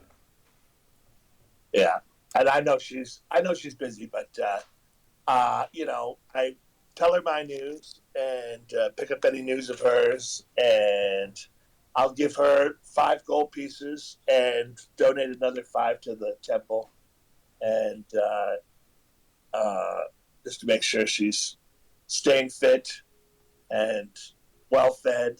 Does she have anything of interest for me? Any news of interest to our? Well, during this time, she introduces you to the head of the clergy there, the one that she was just praying with, at least the head of the people that she deals with. She doesn't just introduce you to the head of the church, but she introduces you to the head of the acolytes, basically. The head of the acolytes tells you that she's doing very well in her studies and her hymns and all those kind of things. She's doing very, very well. She thanks you for your donation to the temple, and thanks you for the donation to herself. She's doesn't get out of the temple a lot, but there is the occasional festival and all those kind of things that go on here in town, just like in Ravenswood, and that she looks forward to the next one, being able to maybe buy herself some sweets or something else to really enjoy and share with her sisters and things here in the temple. As far as like news and rumors and stuff like that, she tells you like, oh, it was very exciting. About a couple months ago, about 4 members of the Order of the Gauntlet were here. That was exciting. I haven't ever seen them. And if you don't remember, the Order of the Gauntlet are basically the militant group of the Goron that hunt down and remove wizards and spellcasters and things of that nature. She tells you that they were here for a couple days and then headed off to the east. Oh. So that's really, other than that, it's just been basic goings-ons about town. There was injury where about 3 or 4 loggers got injured a couple weeks ago and by a large creature, but the mercenaries from the town were able to take out the creature before it could hurt anybody else or make its way to town. So her and her sisters took some time, bandaging them and caring to the injured workers, but they're back up and working again. And then outside of that, everything else has been just daily grind. Praying and to Goran and making sure that he blesses this village and keeps them safe. All right. Well, that sounds good.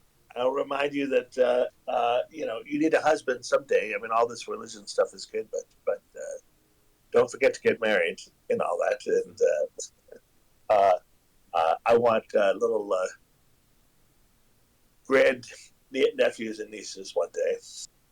And with that, he goes back to the inn, and I don't know what the rest of the party's doing, but as you head back to the inn, so you've been with the barber long enough to know that the barber hates the Order of the Gauntlet, and because his son was taken by them. So hearing that the Order of the Gauntlet, there was like 4 members of them up here, a couple months ago, and that they headed east from here, is news you can either keep close to the chest or you can let the barber know at some point as well. But you head back to the party. You see, you get back to the inn. You see the barber sitting there with the 2 hirelings, and they're drinking and chatting a little bit, listening around just to everything that's going on in the town. Levi and Pin, did you guys head back to the inn from the mayor, or where did you guys head off to? I'd like to find a shop somewhere where I could purchase a short bow. Purchase short bow? Okay, yeah, that's easy. As and you guys 40 arrows. Okay, yeah, you head back to Clearwall, and look around a little bit. Do you ask, or do you like to just take a walk and take in the evening air, looking for a shop? I'll ask someone if because I want to hopefully get referred to like a good place or something. Okay. Yeah, they tell you that there's probably 2 shops that could be of interest, depending on how much you want to pay. There is a place that sells kind of like refurbished and used weapons, that kind of nature. And then there's another shop that's an actual like full-blown Fletcher, where they make bows and arrows and all those kind of things. So they make them brand new. You can find some very, very nice ones, some basic ones, and so on and so forth. I'll go to the Fletcher. Okay, so you head to the Fletcher, and by this point, it's getting a little bit later in the evening. So as you approach the Fletcher, it does look like it's closed for the evening, but you now know where it is, so you'd be able to go the next day and probably be able to get whatever you need. Cool. Okay. That's my plan then. All right, Pin.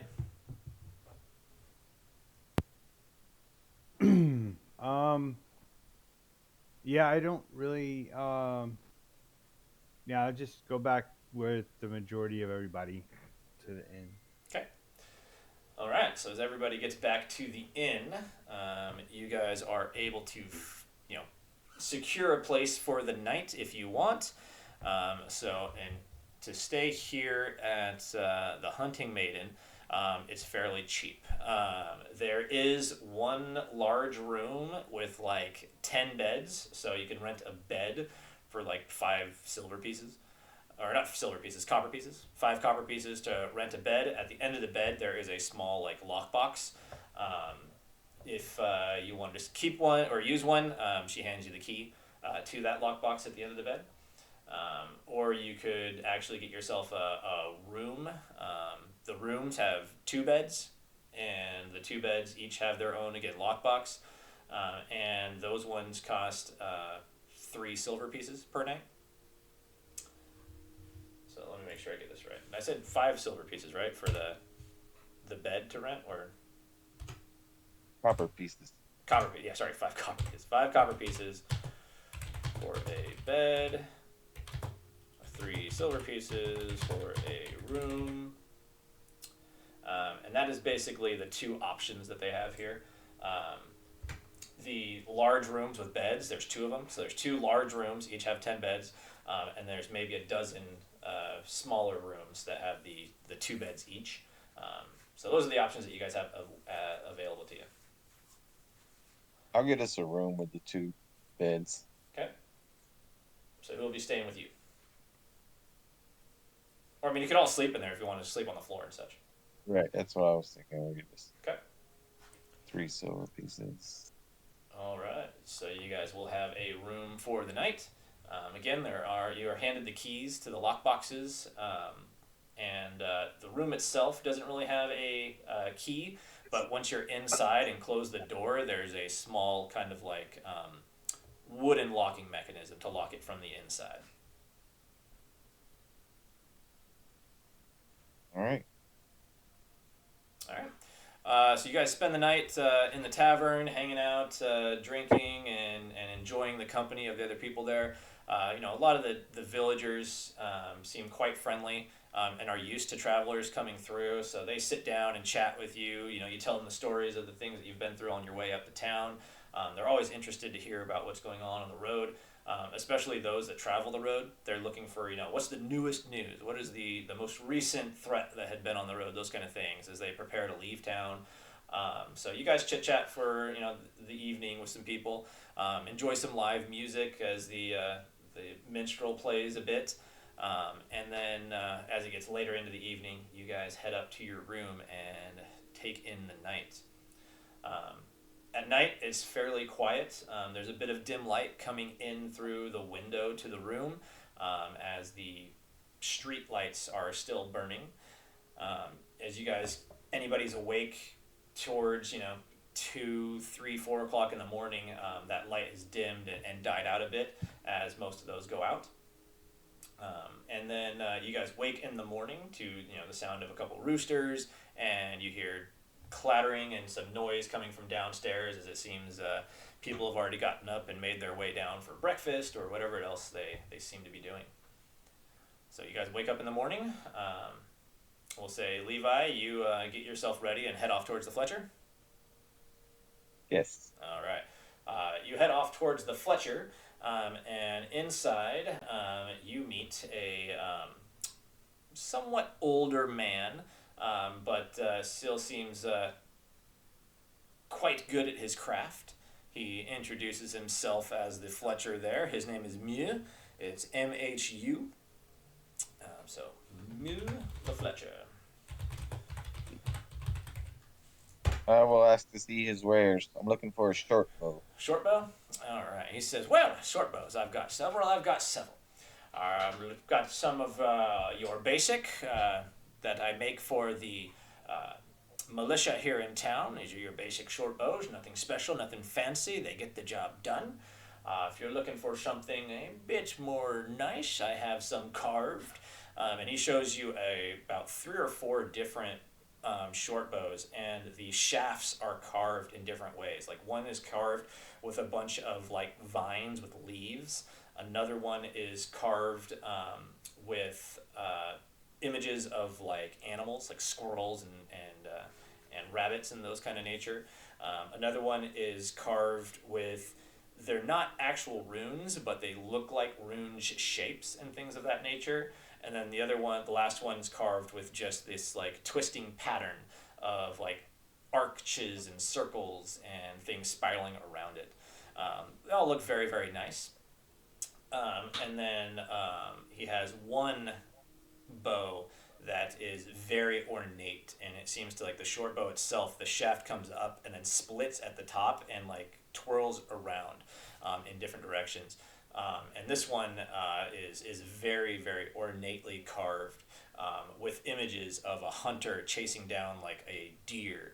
And then as you follow along the story of this thing, the deer goes down and a bear comes out, and the archer dives out of the way and shoots his bow at the bear, taking the bear down in a single blow. And so this carving like tells this story. That's cool. Are these just pretty though, or is there any like mechanical advantage to these nice bows? Really, they seem to be just pretty. As an elf, you get the sense of magic and things like that, and there doesn't seem to be any kind of magical energy coming off of them at all. It seems like this is just things that he has made for those who want to showboat a little bit or have a status piece. Like me. How much are the pretty ones? All right, pretty ones. If we go to weapons here, a short bow is normally 25 gold. So the prettiest one is 100 gold. It's very ornately carved.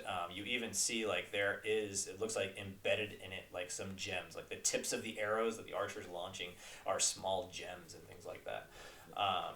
Then the other ones that are just like intricately carved are 30 gold. They just have basic carvings on them. There's nothing extra special to them or anything. No additional pieces added to them.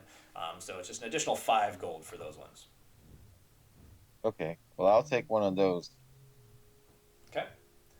So we'll add a short bow to your inventory there. And I will let you embellish it on what the carving looks like. So you can go in and edit the bow at some point when you want to. Down in the bottom, there's a little description. You'll see a little edit icon. So you can go in there and embellish that and describe however you want that to look. And then he has plenty and plenty of arrows. He says since you bought a bow, he will go ahead and give you arrows. Come in groups of 20. He's going to give you 10 arrows with the purchase of the bow. Okay, and I'll buy 20 more so that I have 30. Okay, so I'll throw those into your inventory and bounce that up to 30. All right, so that'll be a total of 35 gold. 30 for the bow and 5 for the arrows. It's a pleasure doing business with you, sir. Thank you. If anybody asks, you let them know where you got that bow. Absolutely will. All right. Anybody else have anything specifically they want to do on this day?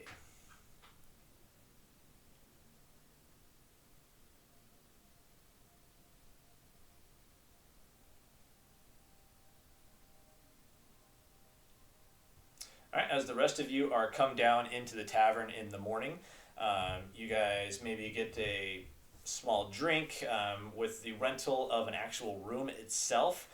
You guys do get a small breakfast. It's like an egg and a piece of bread with a water or some other kind of like beverage that you may want in the morning. And then as you guys are sitting down there listening, you hear a couple people talking about, I heard there was something moving in the forest off to the northeast a little bit. They weren't able to make out what it was, but they came back looking for mercenaries to go take it out. I heard one party accepted the challenge and took off looking for it. But they had no description on quite what it was. They looked like large frog-like creatures. So you hear rumor that there is some kind of large frog-like creature seen on the edge of the forest, and that at least one mercenary group took off to go see if they could get the payment for taking it out.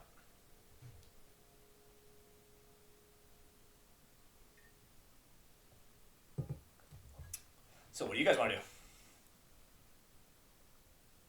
to do? We should beat them to it. Yeah, so there's another group already after him? Yep, seems like it. Okay.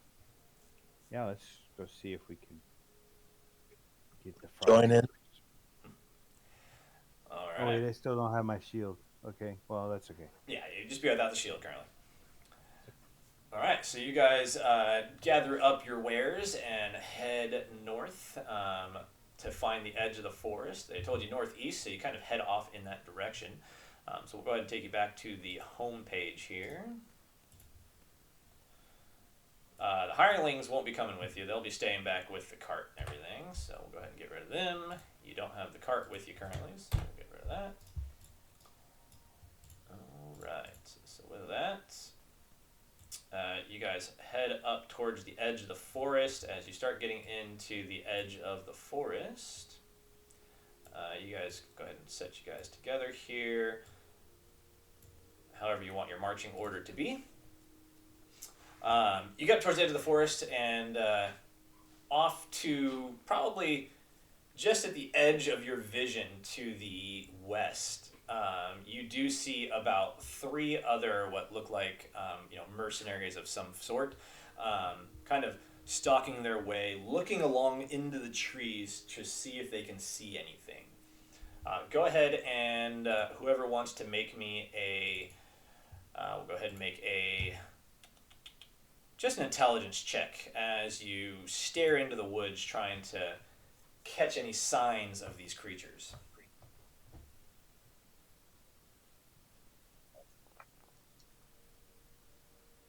An 8.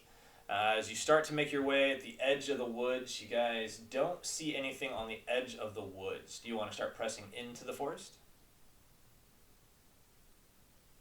Sure.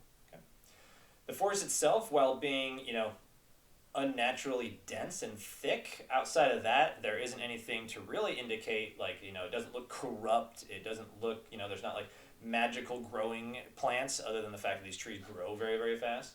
But other than that, you don't get any sense of anything else other than it's just a forest that's very, very thick and dense. So as you guys start making your way in through the trees, you continue looking out to see if you can see anything. Let's do another intelligence check, this time with a +2.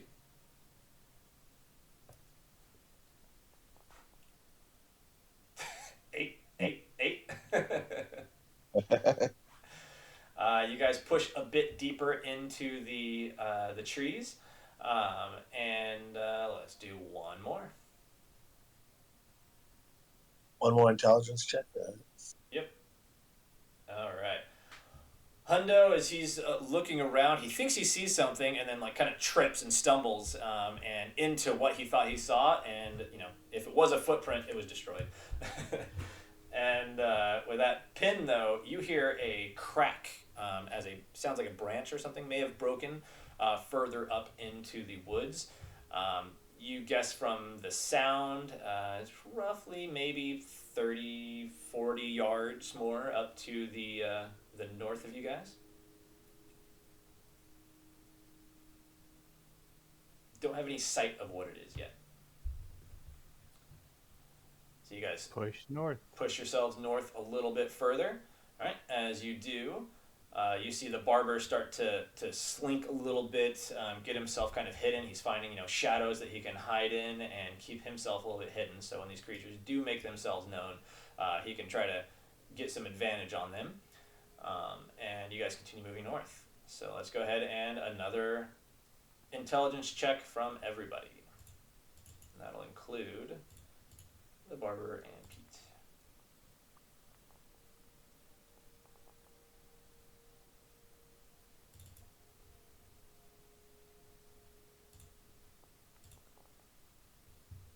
All right, so our highest looks like Levi.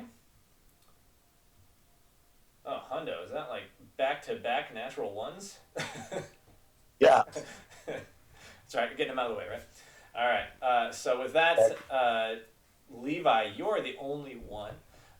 You suddenly see two large frog-looking creatures. They look like they're standing up on their hind legs and look quite muscular. It looks like they are feeding on something up ahead of you. I give out a little psst, psst. Give them a signal like I got eyes on two. Hold up 2 fingers. All right, as you point out where they are, everyone looks in that direction and sees these two large frog beast creatures. They seem to be feeding on a deer or some other kind of animal up there. As you guys are approaching, Hundo, you trip again and you have a branch snap. As it snaps, the two creatures drop what they're feeding on and turn to look at you guys. Is that an initiative? Anything else you guys want to try to do before just jumping into a fight? Let's see. What?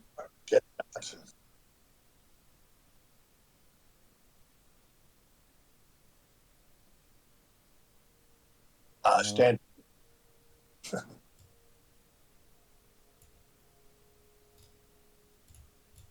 All right, we'll go ahead and jump into initiative then.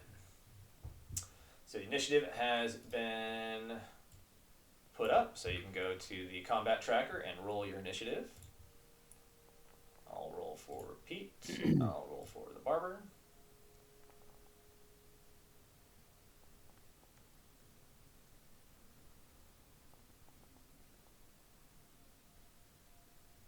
All right. So we've got Barber, one of these large devil frog creatures. We've got Pin, Levi, Hundo, the next devil frog, and then Pete bringing up the rear. Let's see. Levi, your shield is gone currently, so that magic shield's gone. All right. So with that, we are into initiative. We'll begin combat. The barber has been sneaking around, so let's go ahead and just do his sneak silently. Natural 1. So he thinks he's being quiet, but again, he's trying to move his way up here. And as he's moving his way up, he too snaps a branch, and he sees the creature look directly at him. He'll back up just a little bit, and then he will release a bow shot as he was preparing his bow.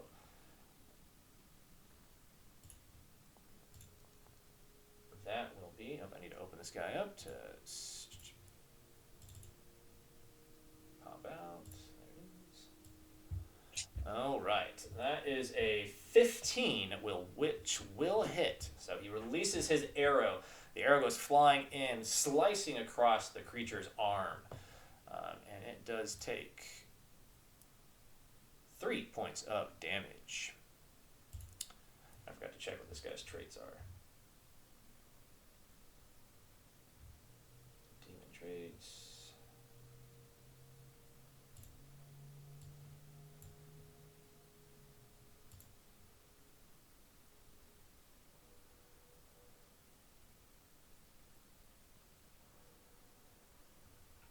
He doesn't really have too much on the amount of traits, so that is fine.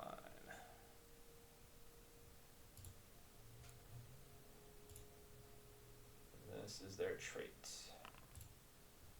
They have many, many eyes, so it's going to be hard to get advantage on them. These guys have, even though they're frog creatures, they seem to have many eyes on their face.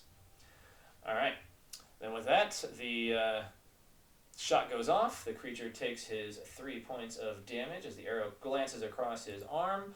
It gives off a bit of a gargled roar kind of sound, and then it gets ready to charge in. It is able to charge up to Barber, the one that just released the arrow at it.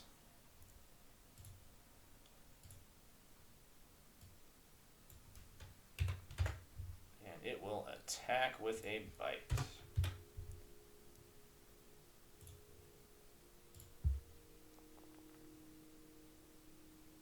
That is a 14, which I believe does hit the Barber. Just hits him for 5 points of damage as this creature runs forward and slashes at the Barber. But the Barber is still up. With that, Pin, you are up. Okay, so I'm going to let's see. All right, so I'm gonna move up here, and I will take a slingshot with the trusty sling.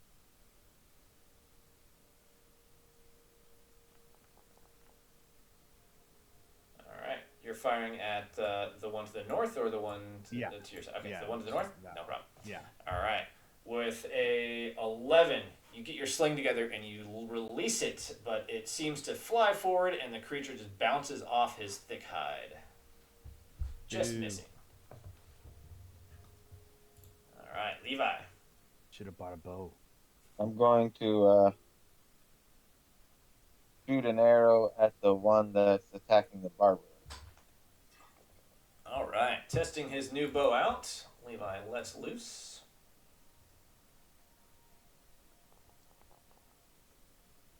Nice.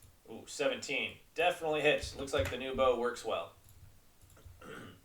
So you release that arrow, sticks into the lower abdomen of the creature. It takes that 5 points of damage.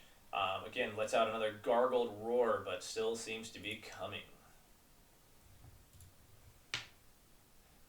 Moving or staying put?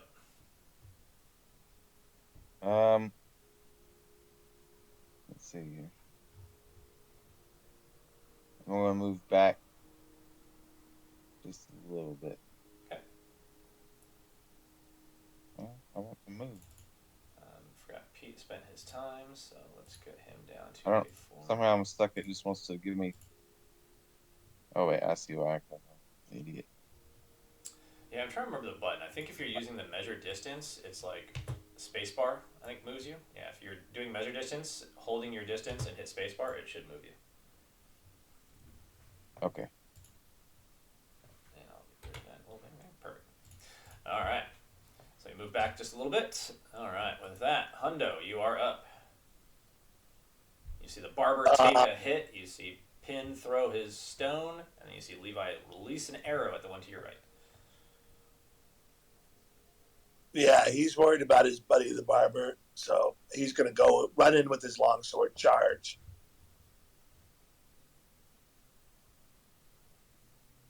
And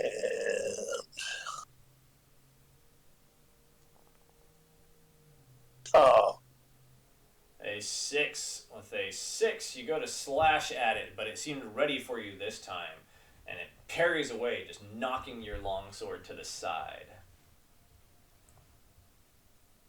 Alright, with that, the second devil frog comes running forward at Pin, upset that it threw a rock at him, and it will go ahead and make a bite attack against you. Ouch. Ooh. With a 19, that one's definitely going to hit. So that's going to be 5 points of damage as this thing slashes into you.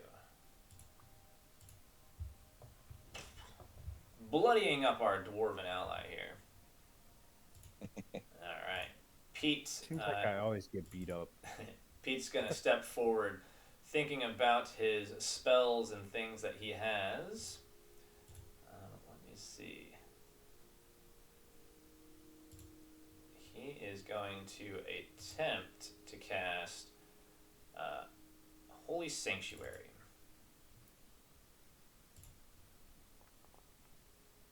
Ooh, good one. Alright, enemies are compelled to focus their attacks against other targets as long as an attacker can reasonably attack some other target instead of the cleric. It must choose to do so. Creatures of 3 HD or less. These guys are 3 HD, so they cannot attack cleric in any manner. Creatures of 4 HD or more, blah, blah, blah, blah, blah.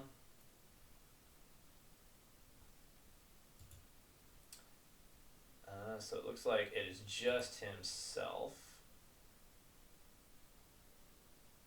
So he has protected himself as he moves forward. So he's going to move forward up here, knowing that he is feeling himself fairly safe. These things will not be able to harm him. He is going to keep himself kind of right in this area. Alright, with that, the barber is up. The barber is going to attempt... yeah, he's just going to strike at this guy. So longsword attack against him as he can't seem to find a way behind him. Oof, not very good. 2. Kind of shaken from that last attack that he took. He's shaken a little bit. Looking for an exit strategy at this point, trying to get back away from this creature. Moving over with you, Hundo, trying to sit side by side. I don't remember his AC +2 and within 5 to 10 feet of Hundo. So that gives him an extra 2 AC currently while he is with you. Alright, the frog goes to attack. He's going to attack again at the barber. That is only a 6, so you guys working together parry away that attack, trying to push back this demon frog. Pin. Okay, so we'll attack with short sword.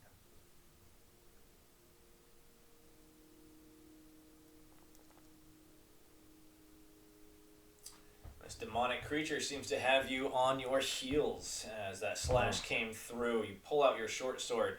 The arm that you usually use for your sword is where he gashed you across, so you're a little bit not as tight of a grip as you want on your sword, and it's able to parry away your attack, not landing it as intricately as you normally do. Levi. Okay. I don't want to fire into melee here, so I'm going to unsheath my longsword and with an elven war cry run up here to attack this guy. All right.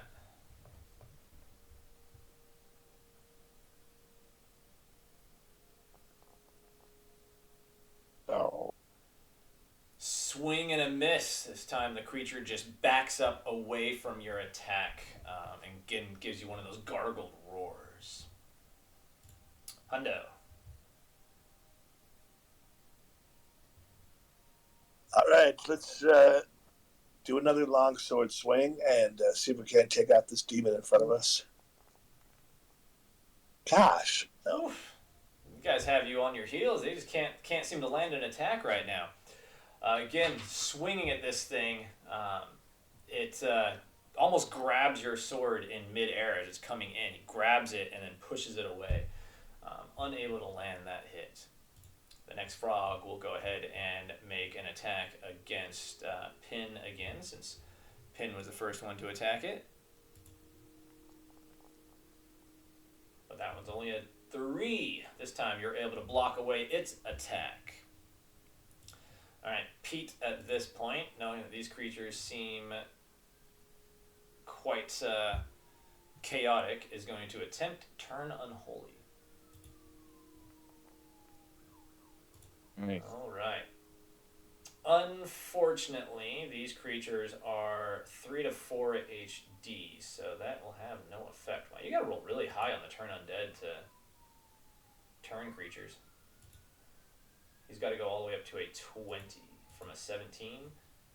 He does not have that much luck he can spare right now. So it goes off, but unfortunately he is not able to turn these creatures.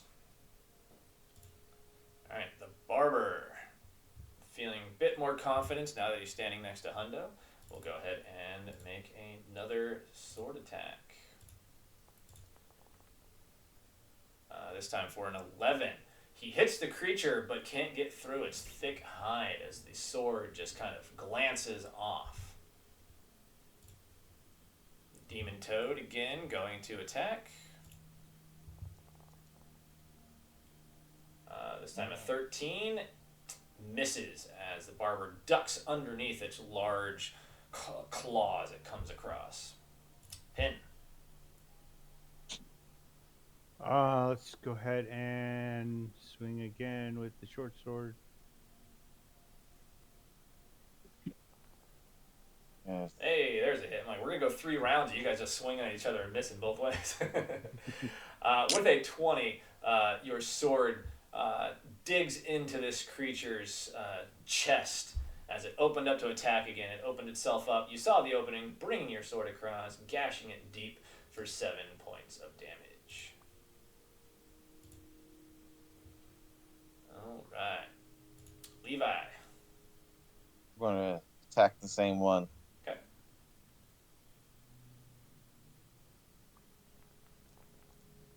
I don't know why I Ooh, rolled there we go. Natural 20 for 9 points of damage with that initial strike. And that strike blow to the chest staggers the foe. You can make an immediate free attack. It stumbles backwards. 2 blows to the chest. Pin weakened it up for you, leaving it open to that critical strike.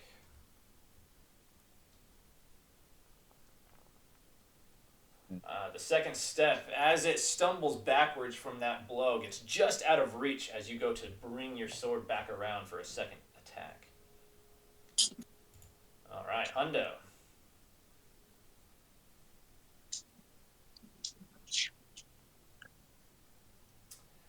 No, shit. Cannot quite seem to figure out the cadence of how this creature moves. Again, it just leaps out of the way of your longsword. Alright, the wounded creature will now turn at Levi and make a strike against Levi. But that is only a 7. Wounded, its arm comes to hit you, but you're easily able to parry it out of the way. Alright. Pete, seeing that the one to the left is a bit injured, is going to attempt to come over and help out the party here. So he will go ahead and run forward and make an attack with his Warhammer. That is a 13, which is just enough to hit this creature in the back, and it will take 5 points of damage. Alright. Back up to the Barber. The Barber swings with his longsword. Natural 1 this time. He goes to swing, and the creature grabs at his sword, pulling it out of his hands, and then throws it to the ground. Then the frog will make a strike against him, seeing the weapons on the ground, thinking that he'll be easier to hit. He was easier to hit. That's an 18. So his AC is normally... So a 16 is what his current AC is. Not enough. And the barber's going to take 4 points of damage and go down. Alright. Pin. Oh, let's go after him again. Hopefully we can finish this demon frog off. Alright, with an 18, you smash into this creature for 5 points of damage, and you see this creature stumble backwards and collapse to the ground. As he collapses to the ground, you see him start to burn. Like, you see the edges of the creature start to light up and burn like coals as the entire body burns up, and you hear it gargling and crying out. And then once it's dead, all that's left is this strange green horn laying on the ground. Oh. Okay. Levi. I will over to here and attack this guy. All right.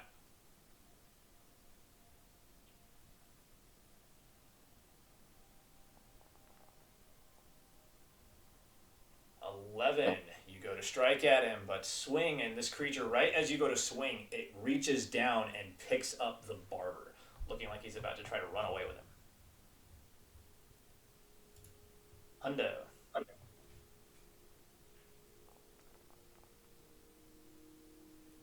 A 14, just enough. You bring your sword in as the creature reaches down to grab your ally, the barber. You bring your sword in right into its maw, doing 9 points of damage. Again, you hear the thing gargle in pain on your sword, still stuck in its maw as the creature starts to burn up and turn to coal and ash. And as the ash fades away, another green horn plumps to the ground. The horn is like maybe 4 or 5 inches long and like twisted. And the horn itself looks like it's made of scales almost. That is both of these creatures down, so Pete will run over to the barber and attempt to heal him. Alright, come on, lay on hands. Nope, didn't work. Alright, he's got another one. Lay on hands, trying to quickly revive him. There we go, his second one, he was able to. So that is going to be... He is chaotic, so that is 1 dice of healing for the barber. 1. Alright. Alright, with that, the combat is over. You can all get 2 more experience points.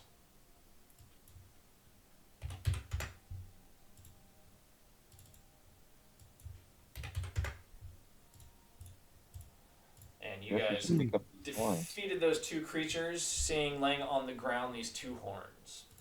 Yeah, I got to pick up the horn to prove that we got rid of them so we could get paid. As you guys were finishing off the battle, you hear a bit of commotion behind you, and you hear all of a sudden a voice come from behind. Damn, they got them! They got them! Damn it! And it seems like the other group heard the commotion, was coming over to see if they could possibly take the kills, but they were too late. You guys were able to take down these creatures before they caught up. And then you see them kind of like lower their shoulders in disappointment and turn and start heading back out of the woods. Don't be disappointed. I know where you can get a Cyclops. Ooh, and they turn around and you hear them come back. Cyclops, you say?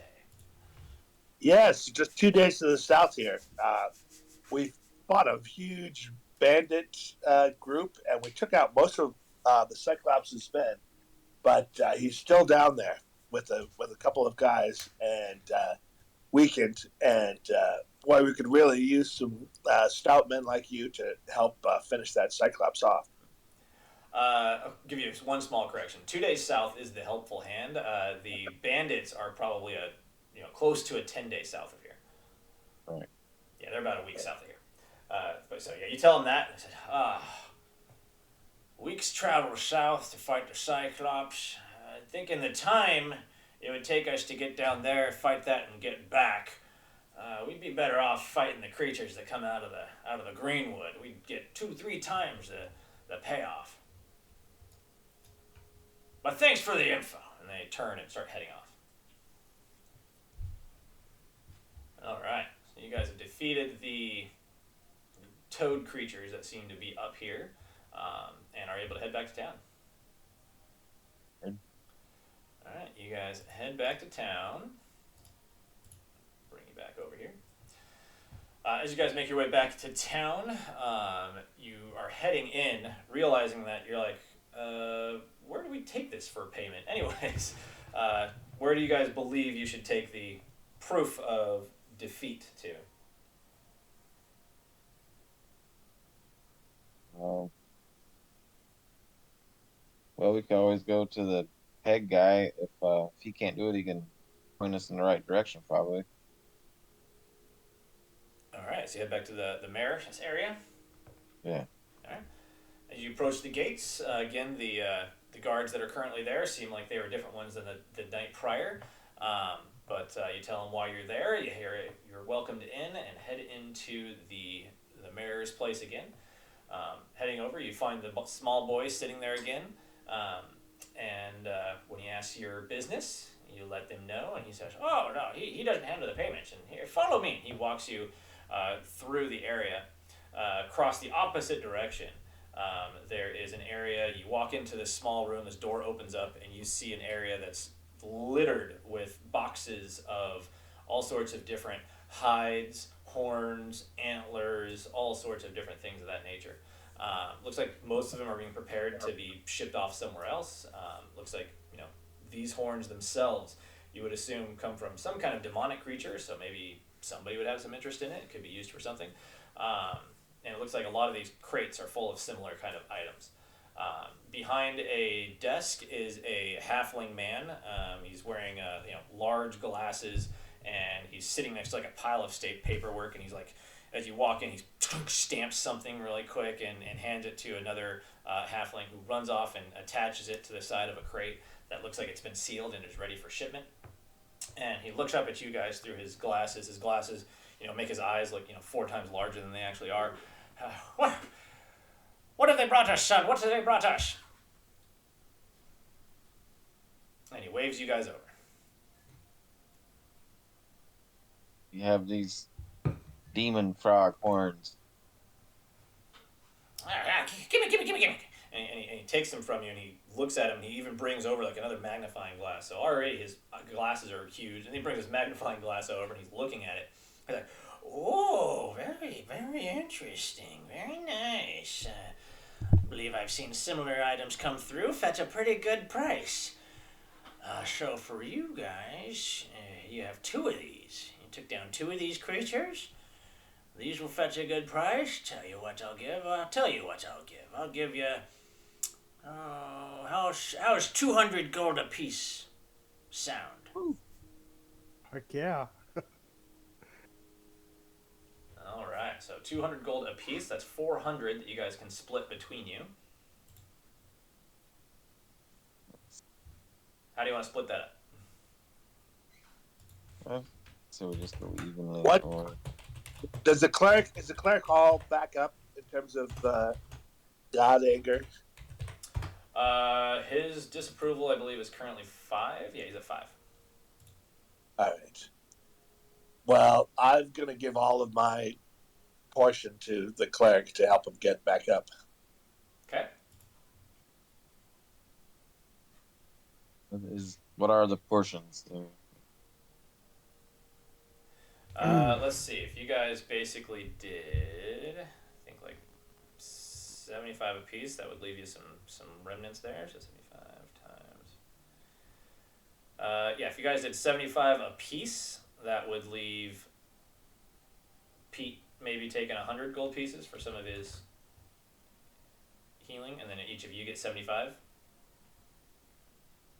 That sounds good to me. Okay, so you each get 75. Hundo gives his 75 to Pete, so Pete has 175, and he will use that to help get down his disapproval range.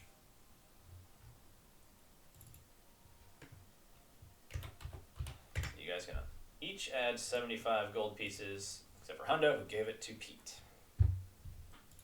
I'll give it to the barber so I don't forget.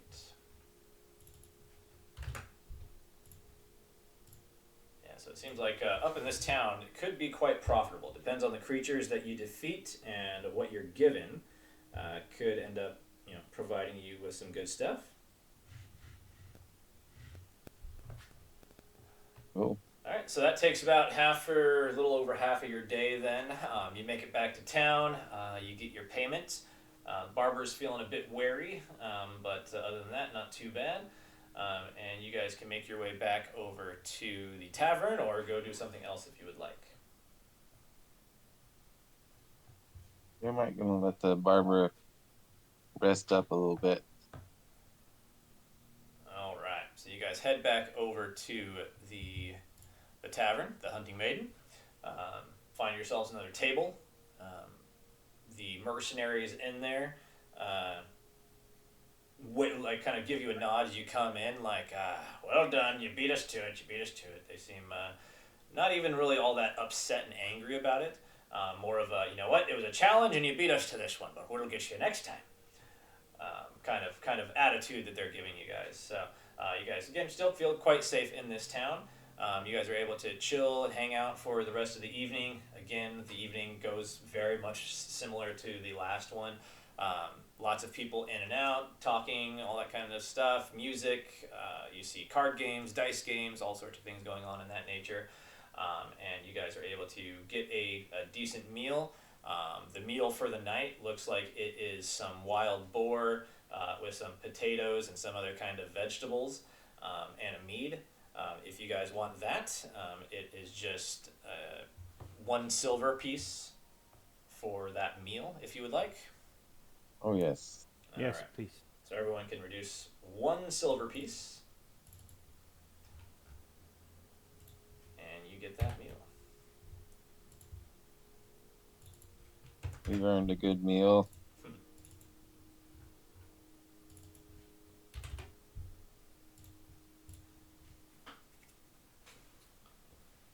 All right, night gets late. You're able to head back up to your room. So again, per night, that was 3 silver pieces. So whoever wants to pay for that. I think who paid for it last time? I think I did. Okay. Anybody else want to pay for it? Okay. Yeah, I'll There you pay go. for it. 3 silver pieces. You guys get your room. You still have the key and all that kind of stuff, so you go back into the same room that you had. And you guys are able to sleep through the night. As you wake in the morning, I believe we will start our next session. We're at 10:52, so that's our 3 hours is just about up. So we will call it here. The next session, I believe we'll have several of our people back. So we should have a full party coming into the next session. Thank you for watching this episode of Stories from Valtara. If you are interested in playing DCC and don't know where to start, check out the Dungeon Crawlers Discord link below, where countless open games are posted, both online and in person. And if you are enjoying this series, please don't forget to like and subscribe, and we will see you next time.